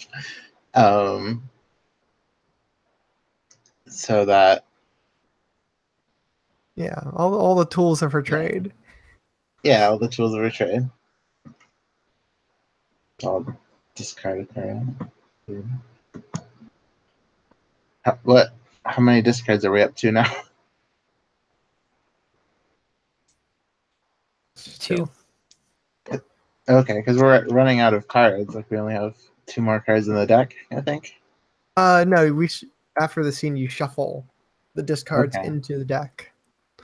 But our hands are very empty.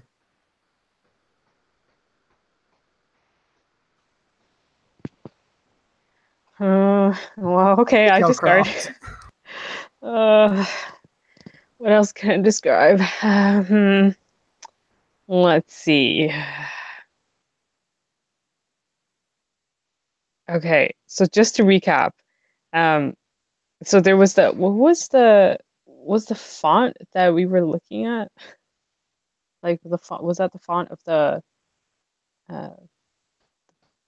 It was building? a letter That was, Irene quoted. yeah, Irene's letter that Sherlock slapped out of her hand and Oh, hit sorry. the mud.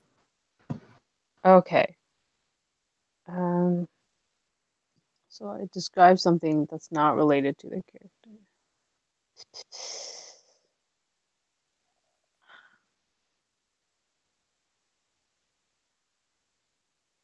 Okay.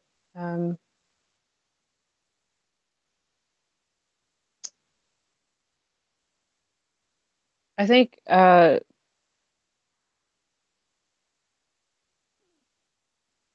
so the frame is now on just the entrance to the building. There's because it's a bank. It's on the signs, and it's, let's see, what kind of architecture? Well, I guess it's all like Victorian stuff, but it's like a neoclassical kind of building. So they have like those, like when those like arches, kind of like based on old Greek architecture, and just there's a plaque on there, and it just says like Murray's Bank or something. But the it shows that it's all cracked, and then in the frame, like one part of it falls off, and it doesn't even say like bank anymore. Nice. And I think this final discard is going to be, because the scene's going to end, right? So we see the ends here. Right. So we see the 3, main protagonists here, right? Holmes and Watson and and Lestrade walking through the door of the bank, but in the background we see Irene in the distance, and then we see a close up of Irene's eye, and there's like a tear coming down, and then we see the letter on the ground again, and there's definitely like a drop, right? And you're like, oh, is that the tear, or is that just like some other water or something? You don't know, right? Cool. Watson, what happens next? Shit. You gotta I mean, the first thing. story games. What's that? You got to think ahead in these story games. Oh Wait, yeah, so yeah, yeah. do we get a new threat, or was that one still not resolved, or how does? No, this 3 just means it's more intense. Oh, okay. Oh, and That's by the way, now that we know kind of how the game, like, so this is how the scenes continue to work, right? Right, But exactly. when does the game end? Is it by When all the eliminating the threats are, threats? yeah, when all the threats are Okay, gone. got it. Hmm. And again, you can you can dial down the threat whenever you have an action that says you may, and if you think that that has gotten you closer to a conclusion.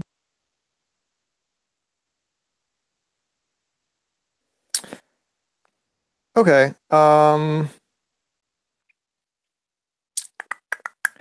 mean, I guess I have two different kind of ideas. Like one would just be like Holmes uh, and Watson maybe tied up inside the bank together, maybe being locked inside. Maybe it's better to be locked inside the vault, right? It's a bank, so there ought to be a vault of some sort. Um, that way, we're Um, still free to move around and stuff. I don't know. how did we get here though? Because y'all dissed Adler and just sort of walked away. How would you end Oh, up did in we? the vault? I didn't know we walked away. I thought we were just we were still interacting. I sort of imagined that maybe she. I mean, we didn't narrate this, but I imagined that She did something pulled a violent to you? well, or like she pulled out a gun. Yeah, something along those lines. Okay. I'm okay with it with that last scene. So the tear falls, and then we see her reach for a gun. Okay. Like she's behind them, right? They walk into the building, and she Yeah, pulls. okay. Let's All do right, it. then we can cut to them being in the vault, all 3 of the characters. The fun thing that happens here is if Agatha draws a Joker, we can have like the army show up or something. Oh, that'd be sweet. I don't know if this is a part. Like, I don't know if the Joker is actually a part of this deck because right now, Oh, Oh shit. it says playing cards left. It says 52, which is the amount of cards that would be in the deck without Jokers. So, Huh? Where do you see that? uh, with the section last roll total room 0, and then room total 0, token 0, playing cards left 52. Well, It's kind of showing how many cards. oh, but there are 3 cards on the table. Hmm. Yeah, that's true. That's I'm not really sure how that works weird. either. But it's been starting at 52. Maybe? I don't know. Yeah, maybe those 3 aren't even like if you just say shuffle, then maybe. Yeah, I don't know. Oh, there it goes. Shane. 49. Oh, right. Which But means that's yeah, still they ain't no Jokers. right. Dang it. No. Yeah. hmm. Hmm. Well, that's a problem. If you guys want, a simple thing is I've got a bunch of decks of cards here, and every time we pull one, I can just, see if it's a Joker, and if it's a Joker, it replaces whatever. I don't know. Replace Mycroft's draws. Yeah, I guess.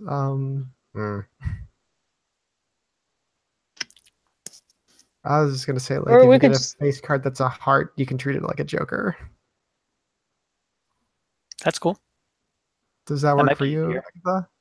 yeah, I'm totally cool with that. So just a heart face card? Is that what you said? Yeah, a Yeah. Jack, Queen, King of Hearts. Okay. Sounds good. You can, and if it's in your hand, you can treat it as a Joker. Cool. Okay, Watson. So we're good with like Holmes and Watson being inside the vault Yeah, the of 3 of this bank. you, and Oh, Lestrade. Lestrade should probably be Yeah, for there sure. as well. Yeah, that makes sense. Okay. Yeah. So we've been stored here for whatever reason. Um, oh, wait, then I have to get my cards. Sorry. Mhm. Bum, bum, bum.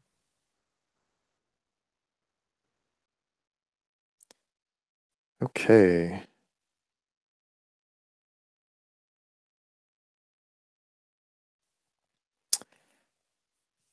let's see.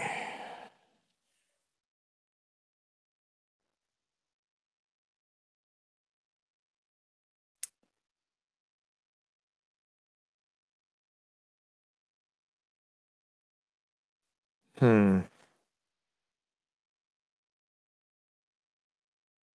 Um,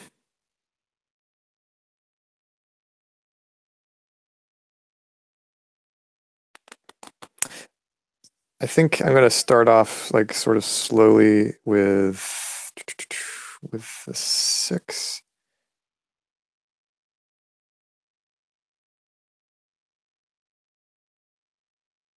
Yeah. Yeah, I'll start with a 6.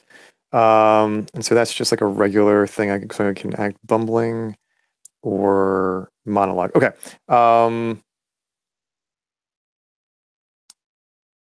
I think it's I think this is like a frame of like Watson.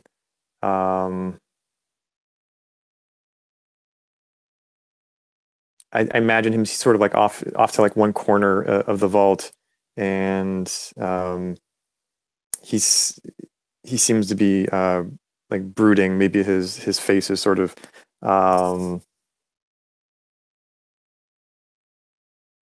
that doesn't make any sense. Sorry, hold on 1 second.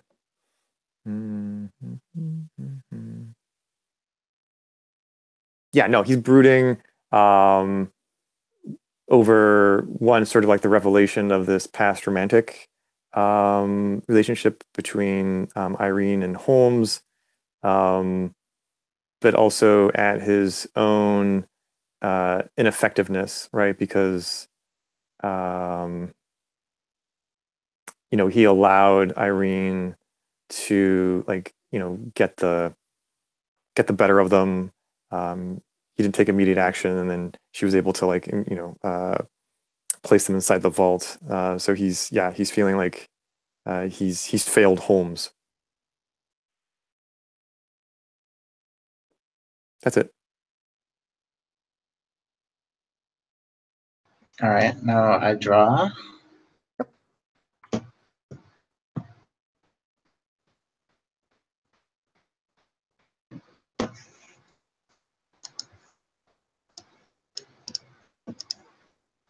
We started at a 6, so that's pretty high. I don't think any of these are special for me. I have queen, ace, queen, and ace. So I'll start by narrating more of the scene, I guess. That since the building's been abandoned for a while, I think the roof is starting to cave in, so there's like dripping. Oh, someone else grabbed cards too. So like maybe like a pool starting to form in the corner of the room.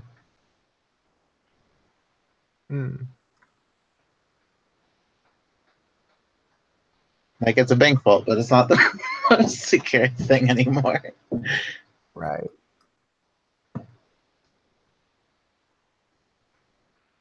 Well, that's a good detail. It hints at a possible way out of here.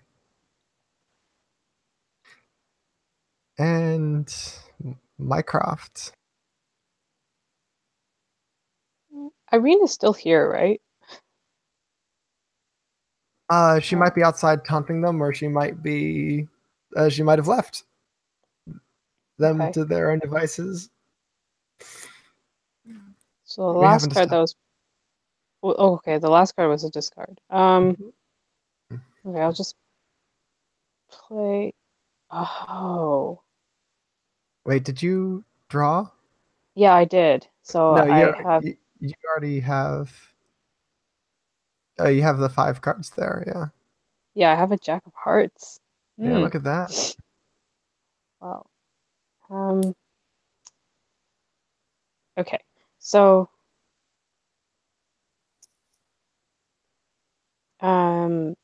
so Holmes, Watson. So I'm not sure what Holmes is doing, but Watson is brooding.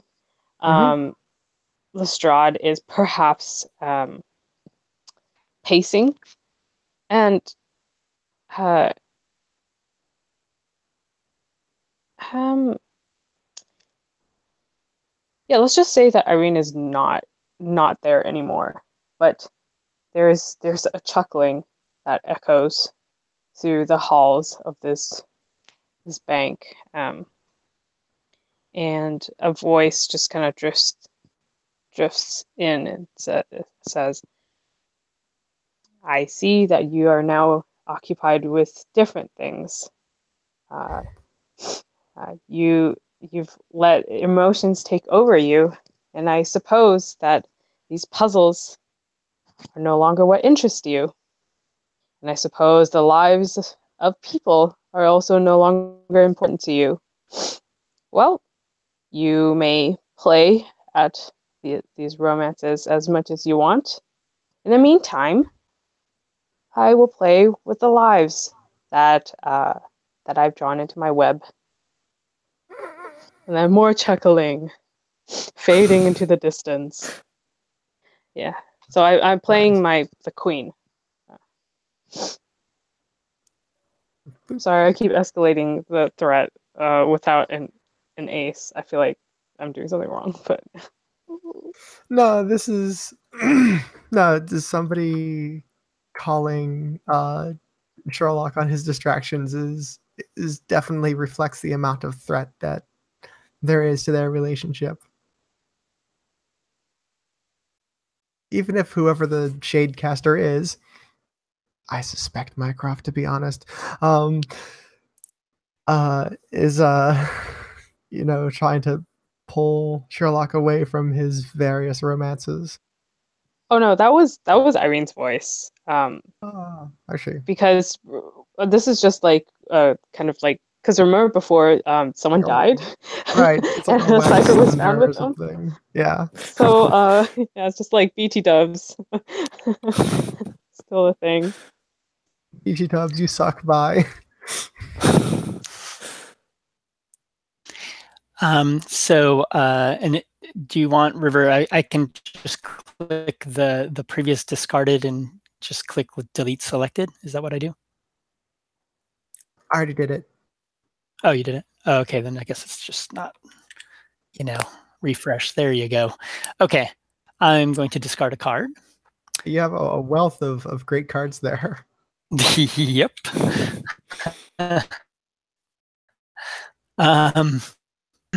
So I get a new brilliant card.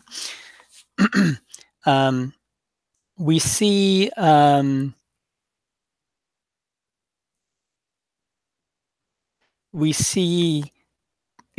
all that chuckling going on in the background, and there's a moment where we see some eyes and a little kind of like some sweat on a brow. But honestly, we don't even know who that is, right? I mean, it's one of our characters here, but it's hard to distinguish whose face it is. And then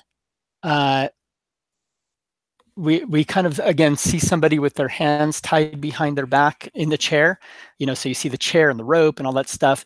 And one of the chairs, there's on one of the legs, like it's obvious that these chairs are kind of decrepit, and there's a little a little bit of like a sound there, like CR, as if the chair's falling apart.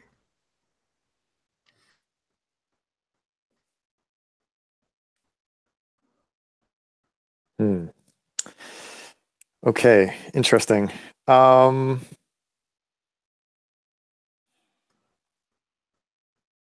It doesn't, it sounds like that's probably Sherlock, actually, considering we've seen other people doing pacing and things like that, or it could be somewhere else completely different in the world. Wait, so the detail about the chair, was anything the chair being moved or anything, or is it stationary? I didn't quite. Sorry, did I make a mistake? I thought all of us were tied up or Nope. something. Leave that? Okay. No, Oh that's no, hard. yeah, It's hard that to was. hold a gun on somebody and tie them up at Oh, the same time. right. You know what? Forget about the chair. Maybe you know what? Maybe there is some there's some broken down furniture in the room, and we see we see a couple of things like some screws and some other stuff down there on the ground. It kind of focuses in on some scrap metal that's around these kind of discarded pieces of furniture near that pool of water, right? Yeah. Okay, got it. All right. Does that make a little more sense? Yes. Yeah, no, this is great because this is time for Watson to make his big move here. Right? I think I'm not screwing this up. I'm going to play my Queen of Hearts, right? So that means I can act successfully, like with purpose, I think. Yes, decisive, successful action. So that is going to take the form of like Watson. I don't know, maybe there's like a frame, like his face kind of lights up. It's no longer that brooding expression, and maybe he says something, blasted. I've had enough of this, and he goes over and he grabs that chair that Tomer just described and drags it over to the pool of water, and maybe some other like random object, maybe another chair like on top of that, and like he like climbs on top of this like rickety structure, and just as like the whole structure is about to like topple over, like he launches himself off of it, and maybe a little too cartoonish, I don't know. Right, because the ceiling was sort of like waterlogged and whatnot, and he jumps off, and like his hands actually go through like the waterlogged plaster, and manages to like grab a hold of the Like some sort of actual structural part of the building. yeah, structural part of the thing. So now he's like just dangling off of I like that. Actually dangling off of the ceiling now, and hauls himself on top. There we go. Awesome. Lestrade.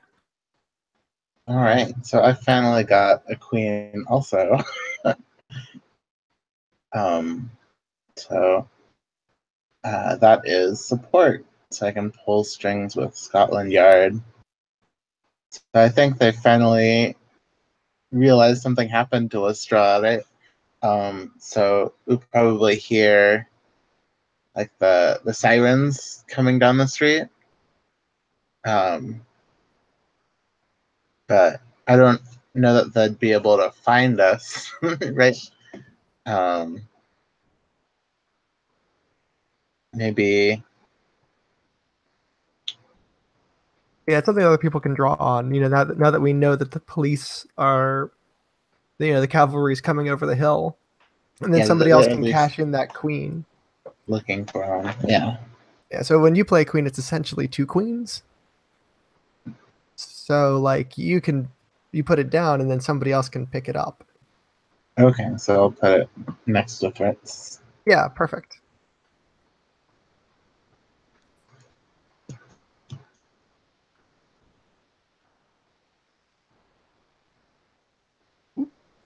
Da da da da. So how does that work? It's So somebody else can play the queen from the support pile into the play pile, and they either get to show they get to show Scotland Yard saving the day, or some other thing that Lestrade certainly set in motion.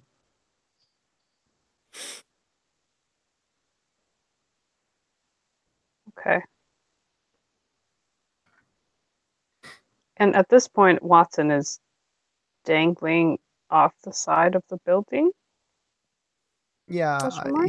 he's like hauled himself out of the vault and is sort of like hanging on to the, I guess, the floor joists of the floor above. But like in the out. building, right? Like the ceiling looked like it was falling apart. So Yeah. I don't think he's on the side of the building. He's like inside and went Yeah. This through is like, yeah, I imagine this is, yeah, like the I don't know. I imagine vault's probably in the basement or some shit. So it's probably like the first floor joist that he's getting a hold of, or maybe they are on the ground floor and it's the second floor joist that he's like working his way out of. Okay, I'm going to play the Joker. I mean, not the Joker. Well, the Jack, but the Jack of Hearts. As Watson is dangling off the side of the building and trying to lower himself down. The there's a voice that comes out from below and saying, "Seems that you've gotten a little over your head." And then the next frame is like kind of like a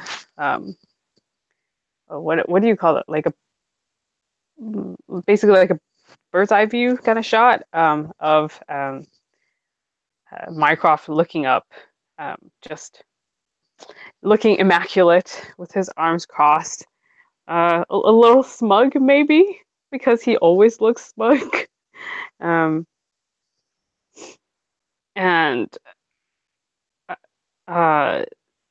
so he's assessing Sherlock.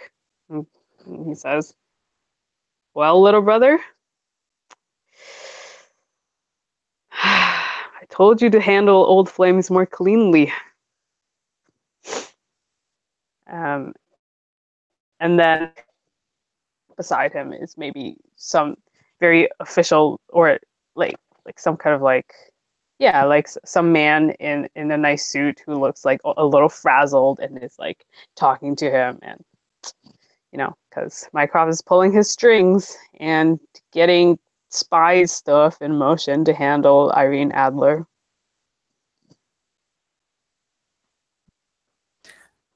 So Mycroft just like opens the vault. Is that what you're saying? Awesome. Yeah, pretty much. It's just like all the people streaming in, and then Mycroft just.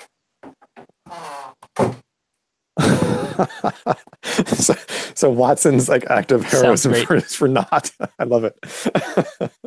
Yeah, but it did look damn sexy. I think so. I'd like to think so. Does that de-escalate the threat level, or? Okay. Yeah, that awesome. De-escalates the threat level by 1, I guess. All right. Cool. I think what we see then is I'll add a scene detail. Okay. And what we see is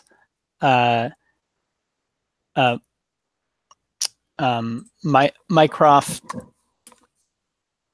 kind of like using his hands to say like this way and leading them out of the vault. There's probably some kind of, scene that shows us, Watson getting down from the ceiling, kind of a little bit embarrassed. But they head out to the street, and there's, a couple of carriages there and a bunch of Scotland Yard, officers, right?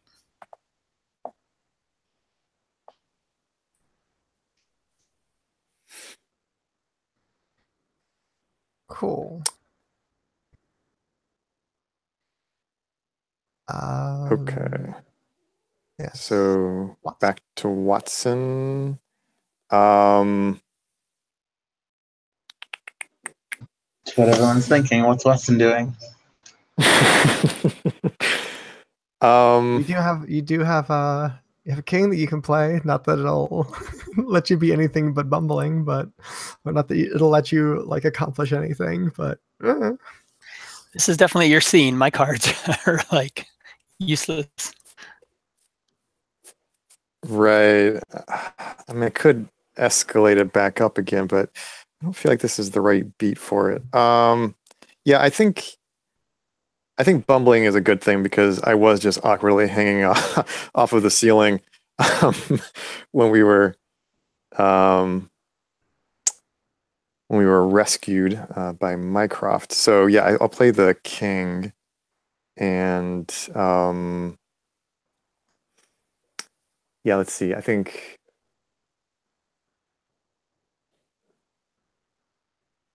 it's just like an awkward, yeah, it's just like an awkward scene, like because the structure that I had erected, right, has like symbolically collapsed. And so like these Scotland Yard like officers like had to like come underneath me and like, you know, grab my legs and kind of like lower me back down to the ground. And this is a very sort of like ungraceful, awkward, you know, scene. And afterwards, maybe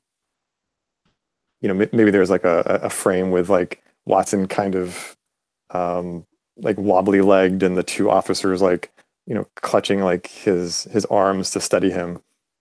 And then like Watson like looking up sort of shamefacedly at Holmes. Yeah.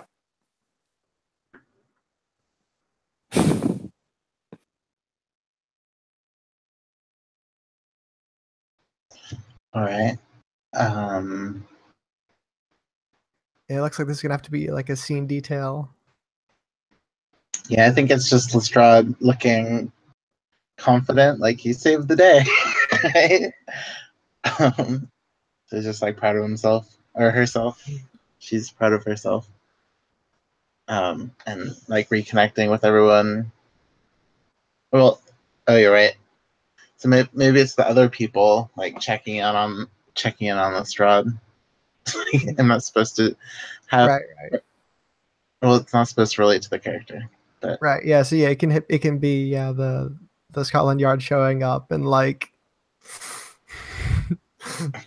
no, you heard all that's that totally works.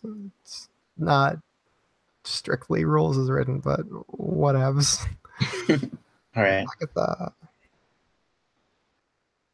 I keep switching back and forth between people's names and their characters' names. Mycroft goes up to. So I'm playing the king. Mycroft goes up to Watson. Well, he wasn't standing very far off to start with. Then once Watson is lowered, Mycroft goes up and looks him in the eye, and his expression is a lot more serious than it was before, because before he's always got that like smug older brother look whenever Sherlock is around. Who knows? Maybe he has that look also when he's by himself as well. But in this situation, he's just looking very seriously at Watson, and he says, "You're a good man." And then he leaves with his fancy cane.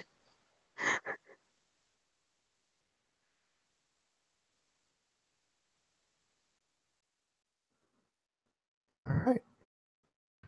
Sherlock.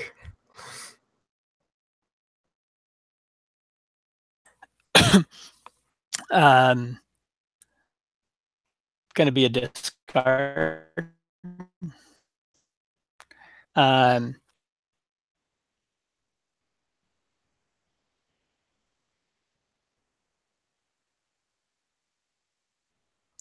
I think we see, this scene is kind of playing out on the, and I think we see there's a frame that shows somebody holding open the drapes to a window, and a kind of covered face looking out on the street. And in fact, when we look at that, we're like, wait, what?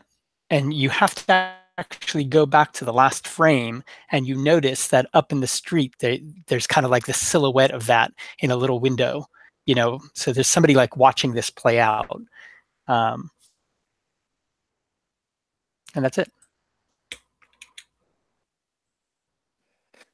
So, like Irene is nowhere to be found at this point, right?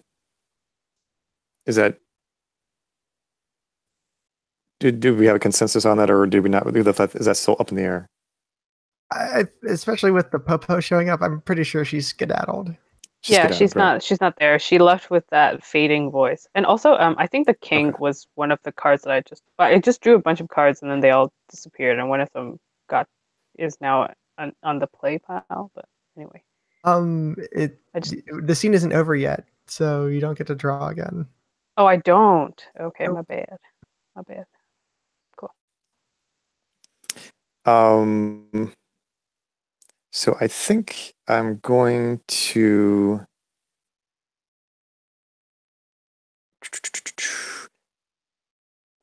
Okay, wait. How do I do that? We can just do discards and end the scene. I think this one's pretty played out.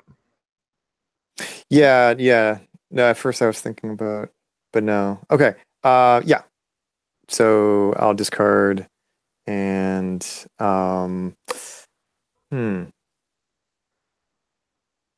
what can I describe? Now, a question for you, River. Mm-hmm. In the first scene, we knew that the next there was a moment where we knew the next 4 cards would be discard, and we just kind of ended the scene. Yeah, normally, we can do that. If and we don't have anything else to add. That was just kind of us getting to do it, right? The rules kind of would just have you discard. Yeah, but there's been a few, like we've had a few scene details. Is everyone cool with just like whoop, next scene? Yeah, for sure. Okay, I'm getting nods. So yeah, we will just go to the next scene, which still doesn't get you off the hook, Watson. I know it doesn't.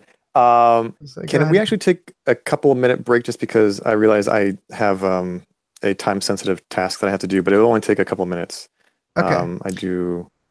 And a question: how are we with time? Because I think originally this is like till the top of the hour? Yeah, but we can. I mean, if it's okay, we can go to 10:30. How's everybody with that? I just wanted to check in because for me, I can probably do that, but that's about my limit because I've got a place I got to go after this. Right. Agatha, Asher, Larry. I'm okay with that. I'm okay. 10:30 is fine. Yeah, and I will be super quick. All right, so as quick as I can. In say 4 minutes. Yeah, that's good. Okay. All right, 5-minute break.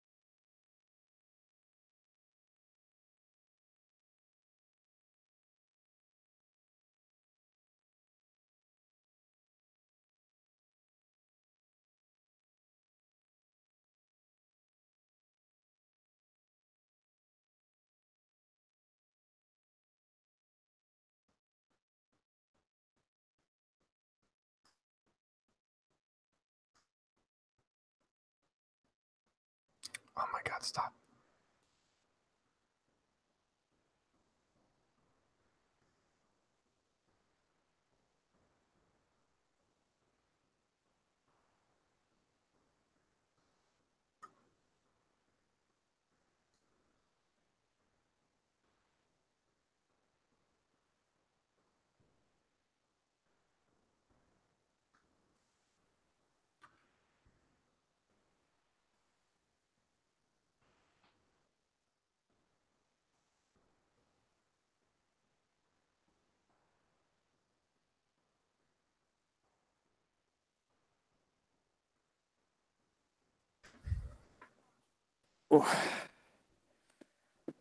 You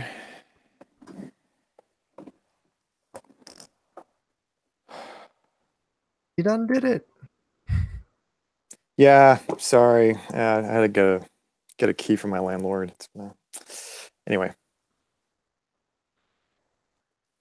That was a congratulatory. You done did it. Nah, that's how I took it. Okay, good.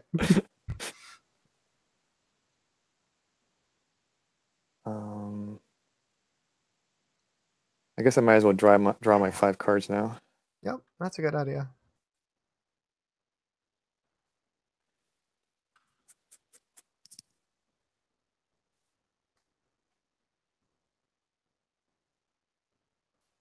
There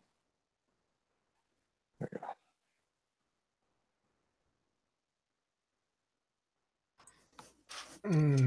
Oh.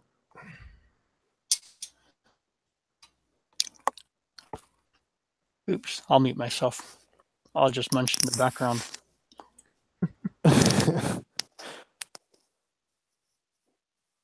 If anybody wants to like brainstorm new scene ideas with me, that would be. I mean, we can totally be back cool. in the flat, or we can be. I think if you're feeling that, that's totally like I was playing a game recently where someone like the final girl, right, where you're supposed to take turns doing scenes, but we were playing with a lot of people, and it was kind of late, and we'd already done a lot of gaming, and it's like, yeah, is it okay if I pass? And we were like, yeah, sure. And then the next person does it, or they passed it off, and we've got River here, right? So River, you could totally set the scenes if you want. Yeah, I could set the scene. I have no problem with that. If you're, sure. So I want to say that we're at Scotland Yard, and the I'll do it the way Lauren did it there. Scotland Yard, interior,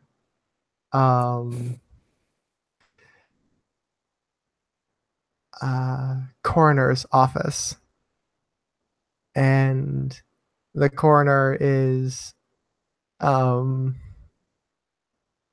just finished pointing out a list of interesting things about the body they dragged in. Asher isn't here yet. Shit.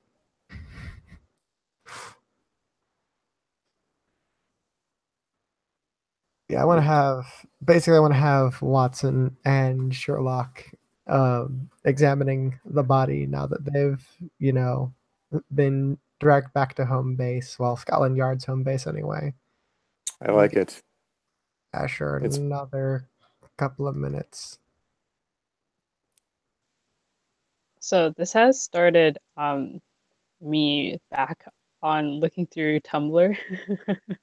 Oh no. And all the Sherlock and Elementary posts and fan art. Oh, it's so great, guys. So, I don't even know what's happening with Sherlock anymore, but oh yes, you're back. Okay. I got some food to snack on, so. Awesome. Being hungry is for the birds. Yes. Larry was having a bit of a blank for what the next scene should be, so I just said Scotland Yard, interior, afternoon, coroner's office, around the autopsy table. and the coroner has just finished, his grand list of interesting things about the body they just found. Not 5 dozen things, but probably several. Right. And go.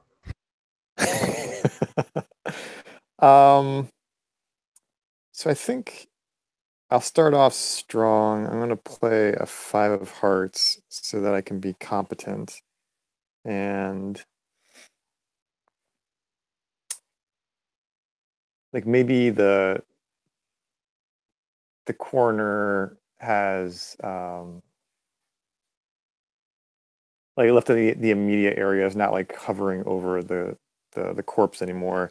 Yeah, I which is giving imagine me him having a now what expression. right. So I think Watson. Let's see. I think Watson is looking over the body and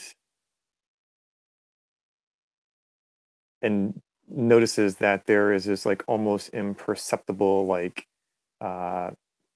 pinprick of like of a wound. Maybe like just below the I don't know, like the earlobe.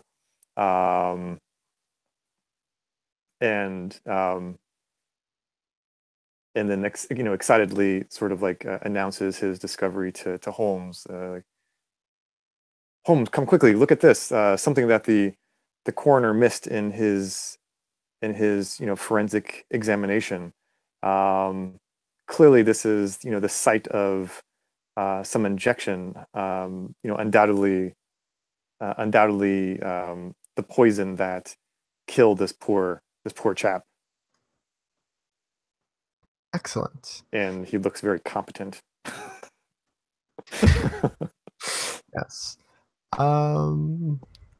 Asher, draw, and you can take control of the medical examiner or describe something else in the scene. All right. I wanted Lestrade to just be like nagging them, like, "What are you finding? What are you finding?" And I got a 5, so I can just continue that.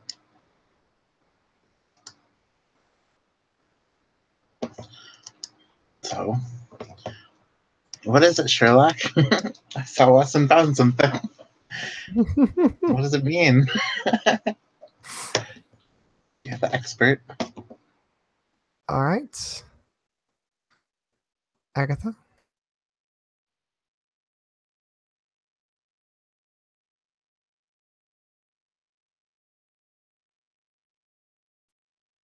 Oh, sorry. So it was a 5 that was just played? Okay, then I'll play a 5 as well. fives. That has to be some kind of accomplishment. Yeah,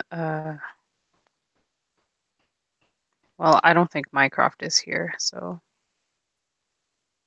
Hmm. You can control the medical examiner. Yeah, sure. So, um, the medical examiner is hovering over the body. He's very young, and he looks very pale and kind of sweaty. It is like clammy, he looks clammy, and it's just like I don't know. I've never seen this before. I don't recognize this poison, and it's and anytime I've been asking for more information, it's all blocked off. It's no one is telling me anything, sir. So I don't even know what I can do to help you. and he's like just kind of like jittery, and it's clearly his first time doing an autopsy, and they kind of threw him under the bus, the metaphorical carriage, if you will. Poor lad. Save him, Holmes. Save him Oh, with your brains and your deduction. no, that's not what will happen here. Holmes is playing a 6 of hearts. Holmes knows that this is not his field of expertise. He's going to give it to the doctor. So Holmes pulls up right behind Watson. We've seen a couple of scenes where Watson put his hand on Holmes' shoulder and we saw Watson from behind, but this is a scene where, you know, Holmes is just behind him and you see the shoulder, like his hand go on the shoulder. And, you know, there's a, he whispers, or, you know, and you can tell like because of the text and the font, right? It doesn't look as bold or whatever. It's supposed to be quieter.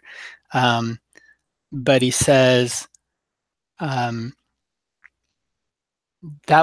was a very astute observation. I feel like I have a true partner in this investigation. You know, what do you see? And, you know, again, it's like the two faces, like Holmes right behind Watson. That's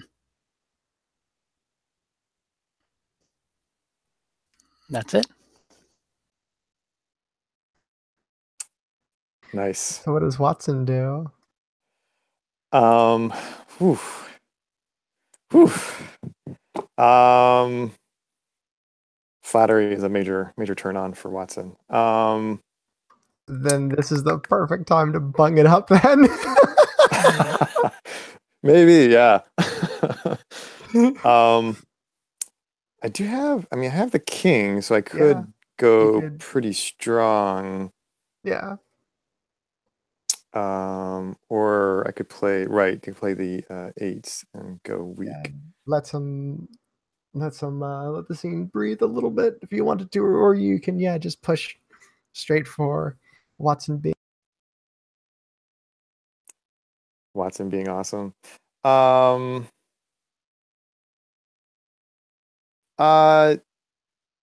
Yeah, I guess I won't escalate it quite that quickly. So I'll play just like a 8 of clubs. I did. There's a point of information. We only have 20 minutes left on the clock. So. So maybe I should just. Maybe we should. Just ramp it up. Okay. Yeah. Okay. So, King of Hearts and. I mean, if I knew anything about medical science, it might help. But we'll just make some stuff up. So, yeah, Watson, you know, starts to do his own. Like continues his examination of the corpse, and like I don't know, he like maybe sort of like is messing around with the joints a little bit, like kind of moving the appendages around, and like looks into the eye, like opens up the eyelids like wide so you can like look at their color or something. Yeah, you don't have to give the poison a name. You can just explain how you know about it, given your backstory. Oh, that's true. Because I was in the war. Where was I in the war? I was You were a surgeon in the Anglo-Afghan War. Anglo-Afghan War. Aha. Yes, I've seen this poison before, Holmes. Wait, does that mean it was in Afghanistan, or what does that mean? I don't know what the. Oh, that means it was in Afghanistan. That's actually why Moffat had it was so easy to pitch Sherlock, was because there was an ongoing conflict in Afghanistan, and Britain was participating. So having Watson being having a medical discharge from his service in Afghanistan just totally syncs up with that sort of timeline. But it isn't the 2010s, it's the 1880s. But it can still be something that you encountered in the field there that yeah, exactly, is exotic, and or at least not something a civilian would have access to, or whatever else. Right. No wonder this young lad here has never encountered this before, because this poison is extremely rare in in uh, in England. But I have encountered it, during my wartime, and it's a highly lethal poison, used by the like elite assassins. Um, and to procure such a thing, hmm, The Ottoman Empire was probably futzing around in there, so we can say it came from them. yes, yeah, that sounds good. Um, And Larry, you Wikipedia. don't don't feel like you need to Make it historically accurate. figure. Yeah, oh, totally. Like I would know any of this stuff. Yeah. So I think I'll end with that. Something like, yeah, it's just so again, just sort of adding some of those details and showing off his medical knowledge and military background. That's it. I kind of like the Alright. idea of a couple of, you see Holmes in the background, like watching his analysis, but there's at least one frame where Holmes's eyes are like, they're obviously looking at Watson, but like maybe inappropriately, and you don't know if like the cartoonist just like made the eyes weird, or Or just was really leaning on it. Yeah, cool. Asher. So, so I'll do a scene detail again, I guess. Yeah, or you can have Lestrade say something, since she is in the scene. You were like pushing Right. your poor coroner, or I guess medical examiner, around. I meant that at Sherlock, like we have him as a consulting detective, right? So we want to get the most out of that. But apparently he doesn't even know what's going on. Yeah, so I do have jacks I can use to keep going. So I kind of want to frame Maria's reaction to this like homoeroticness, right? Like just like being like she was all aggressive at first, and now she's like, you do your thing. So Okay then, boys. yeah. Awesome. So So I is that think, your Jack then? Because that yeah, is so her like, acting. yeah, I'll move my attention from Sherlock to the medical examiner. Be like, what other cases? you know, just like clear the room for Sherlock. Oh yeah, you're ushering him out of there. Oh, that's perfect. That is so perfect. Yeah. I'm gonna So we'll usher them out and like talk about some other things going on. Yeah. All right. Let them work. Agatha. uh yeah, I'm gonna discard, and the frame just goes to the corpse that's on the table, and so it's like right after Lestrade and that poor hapless uh, coroner leave the room, and then it's just the corpse like rotting slowly. That's it.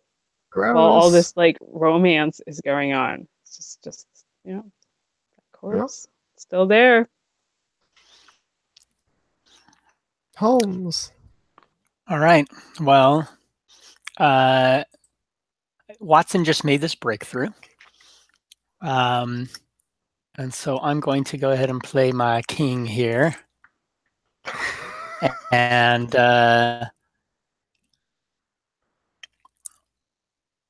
there is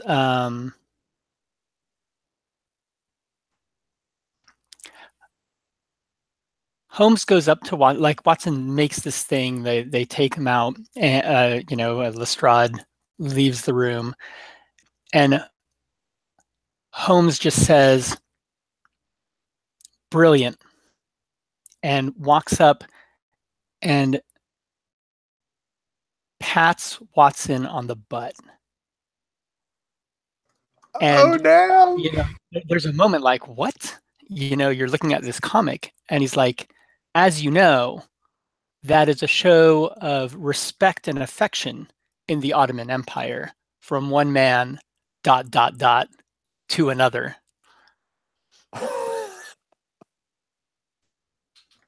I am slain.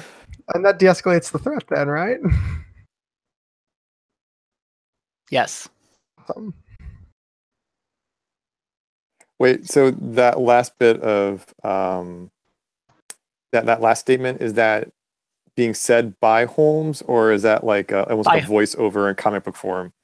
Oh, yeah. Ooh, I don't know. I think it's said by Holmes. Yeah, Okay. I think it's said by Okay. Holmes. Whew. That was good. Okay.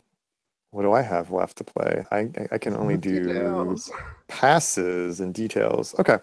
So I will get rid of my 3. Oops. My 3 came back. What happened? Stay there.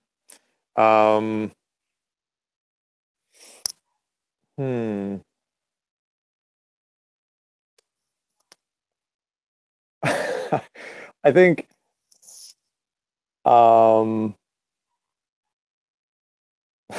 I kind of like the idea that this is all playing out in front of a corpse. So I think, as the two men are standing side by side and just share this like intimate moment, like there's a frame where it's sort of like shot from like in the corner of the frame, like it's very close to the corpse's face, and it's like sort of blank, glassy, staring eyes, and so you see the two men in the background, just to contextualize it for everybody that this intimate moment is happening in front of a corpse. Brilliant. Lestrade. And I guess this is the point where, since we're moving on time, did we want to just close this scene and everybody do passes? Or I want another frame. oh yeah, go ahead and continue to paint the scene then. If they're clothing, because like Sherlock hasn't changed clothes in days, right? So it's kind of like the juxtaposition of this like well-groomed man and then this man who's kind of a mess.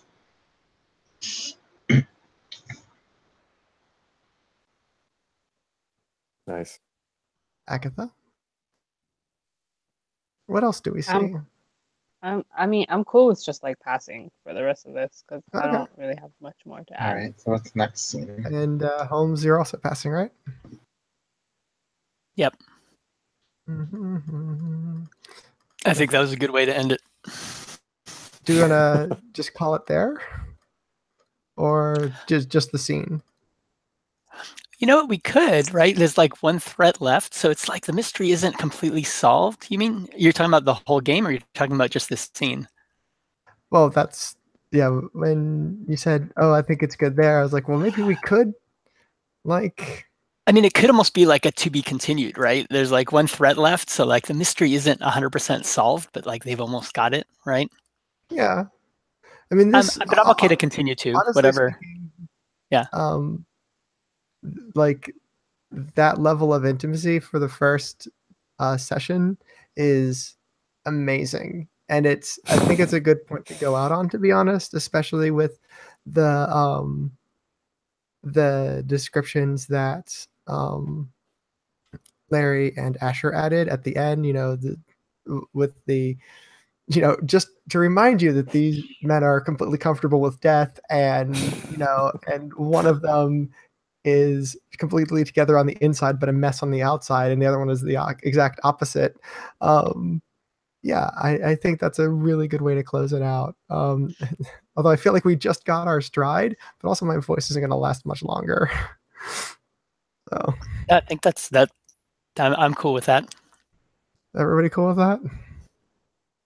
Yeah, I think Yeah, so. I think Okay. Thank you so much. Thank I you. will do Roses and Thorns though. Sure. Sure.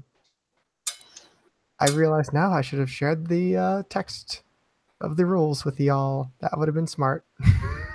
That's my thorn. But any thorns first, and then we can go on to roses. You don't have to have a thorn. I think just more rules about an antagonist, because that didn't seem to be something in the original game. So we kind of just had to figure that out here. Yeah, the antagonist in the original game is very like large. It's Honore's Nazi ex-boyfriend. Okay. And yeah, yeah, shit gets real serious then. Anyway, Yeah, maybe some more detail about who that could be or yeah. something. Anybody else? I don't really have a thorn. It's more like, and I forgot what, I know Luke Quaid once talked about a different means, like instead of roses and thorns, which is like a positive negative, it was more like a what went well and what would you like to, like what cool thing would you like to do in the future or something. I forgot what Yeah, that works. That works it is. too. But I think that's, to me, is the one thing that I'm looking forward to is now that I kind of know how it works, definitely trying to there's a little bit of that, the hitting the stride quick and then Right. seeing kind of how it goes. Right. And I will say But it's a lot easier yeah, in person. I think so. I can see how that would be a little bit faster paced. But I've never played Hawkeye's Making Out before, and I really dug the mechanics and everything. That's really cool, and I like this variant specifically. Oh yeah, it's choice. Um. So are we on to roses then? I think Or in terms of, well, yeah, I don't know if it's so specific. Well, I think I had a very specific expectation coming in yeah, hit me. about what tone that I would expect like a Sherlockian story to be.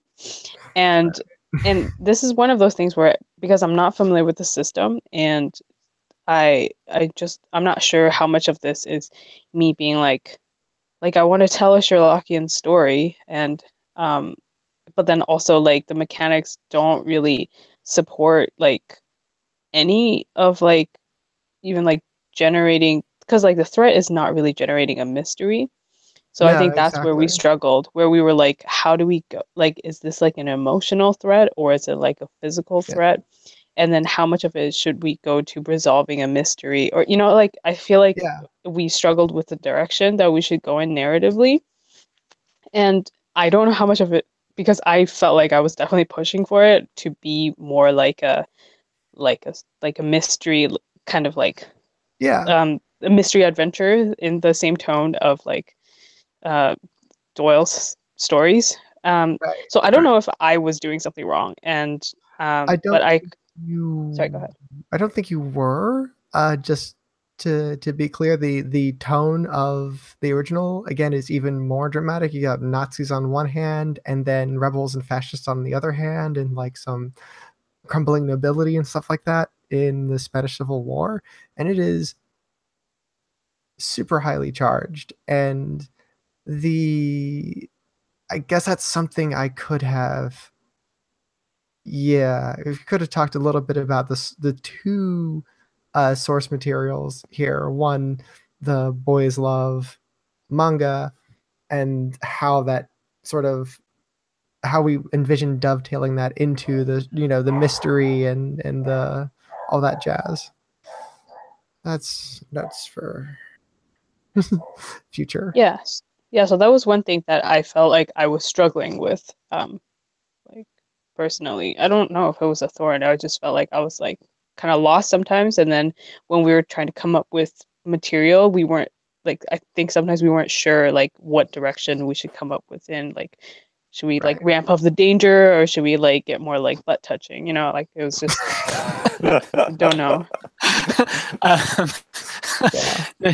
to that end, I mean, the beginning of the of the scenario, we had that list of like 6 or whatever possible, issues. I think it would be cool if like maybe there was a couple of the like when you're struggling during a scene for something, maybe having prompts, or something like that. Yeah. I know, for example, with playing like in Alex Roberts' tension game, like each scene actually has a story prompt, just like Fall of Magic or whatever. Yeah. And even though it's totally vague, like an introduction or, an embarrassing moment or whatever, it's enough to kind of spawn a little bit of like, okay, maybe we can something to shoot for, right? So it could be something like something Sherlockian, right? Like, a mysterious stranger arrives or, I don't know what, something like that. So maybe. Yeah, or maybe one of the prompts could just be a hint of danger. Um, Mhm. and so, and then we could be like, oh, okay, we'll come up with stuff about that. Yeah, Yeah. I think that's a great idea. Cool. Things we liked. Romance. It was so good. I felt like I was gonna explode when you were like drew out playing your king. I was like, come on! And that can definitely be something that is because the cards are actually supposed to be in a hand. They're hidden, Oh. so you don't necessarily know what somebody else is going to play. Oh. Yeah, I dug, like there was that one moment where like I wanted to play like a heart, and then you were like, no, you're breaking the rules, it's too low face value. And at first I was like, oh, I can't do the thing I wanted. But then crap, what was it? But then I had to play the other card and it was better. I think I like had to do something intimate or I think that was the scene where originally I was gonna like do something heroic, which would probably been less interesting, but I couldn't do it because the mechanics basically constrained me, and then I guess kind of forced me to go this other direction, which I think ultimately was better. So yeah, that's the secret sauce. I think, yeah, so I think that was an example, at least in that moment, I think that was an example of the mechanics like working to create like a better narrative. Story game magic. Yeah. You do. Although I wonder, I don't know if it. I'm still somewhat, and I'd have to play more to figure out whether or not I think the mechanics are consistently pushing in that direction. I'm still not like 100% convinced. I'm a little bit of a skeptic still. Yeah. Not to be a dick. That's solid. We'll turn you into a believer. I am open to that. River's brain is on a terrible tangent. Awesome. Anyway, any other references, things we liked? It made me think about like all the different interpretations of Sherlock Holmes. That was really interesting. So it got me thinking about like new ways for the story, right? Like I'll go back and read the stories in a new light now. Yeah. Oh, right, yeah. Yeah, I definitely really liked the tension that we got between Sherlock and John, between Holmes and Watson. I thought that was pretty hype. I think that was what I wanted, and that was what we got. Yeah, there's actually a new version coming out from Korea, like a Korean Sherlock Holmes, and both of the leads are women. So that would be really interesting to have like a lesbian version of this. Yeah. Do you know what that's called? I had it up before. Is this a show or a movie? Oh my gosh. It's a show that hasn't Everyone's come like, out yet. sign me up for the And newsletter. now we know what we're all doing right after this. Right. I You also can just like. Oh, sorry. Go ahead. You can also just respond to the emails that have been going out and say, "Oh yeah, this was the thing." Okay. Anyway, sorry, Larry. That was called Miss Sherlock. Ah, That should be easy to Google. Also, I just it was just really just fun playing with everybody. Everyone like did a really great job, and like to Agatha's question, like I think you said like was I somehow disrupting the game, and like I totally did not see it that way, and like it was good because I think you were propelling sort of more the mystery action sort of angle of it, which I think the game it is supposed to like have that tension between like the A and B plots, or I don't know how you want to express that. So, if we didn't have that aspect of the plot moving forward in some way, then like we wouldn't be able to have like the romantic sexy time kind of tension that we were pulling out of it. So yeah, I just think everyone did a really great job. Yeah, Here, go team. here. here. Good game, everyone. All right. Good night, everyone. I'm gonna Bye, all. go. Thanks, be River, for bringing unconscious us for a while. together. Thank you for playing. Feel better. I hope you feel better soon. Me too. All right. See y'all in another game. Bye. Bye. Night.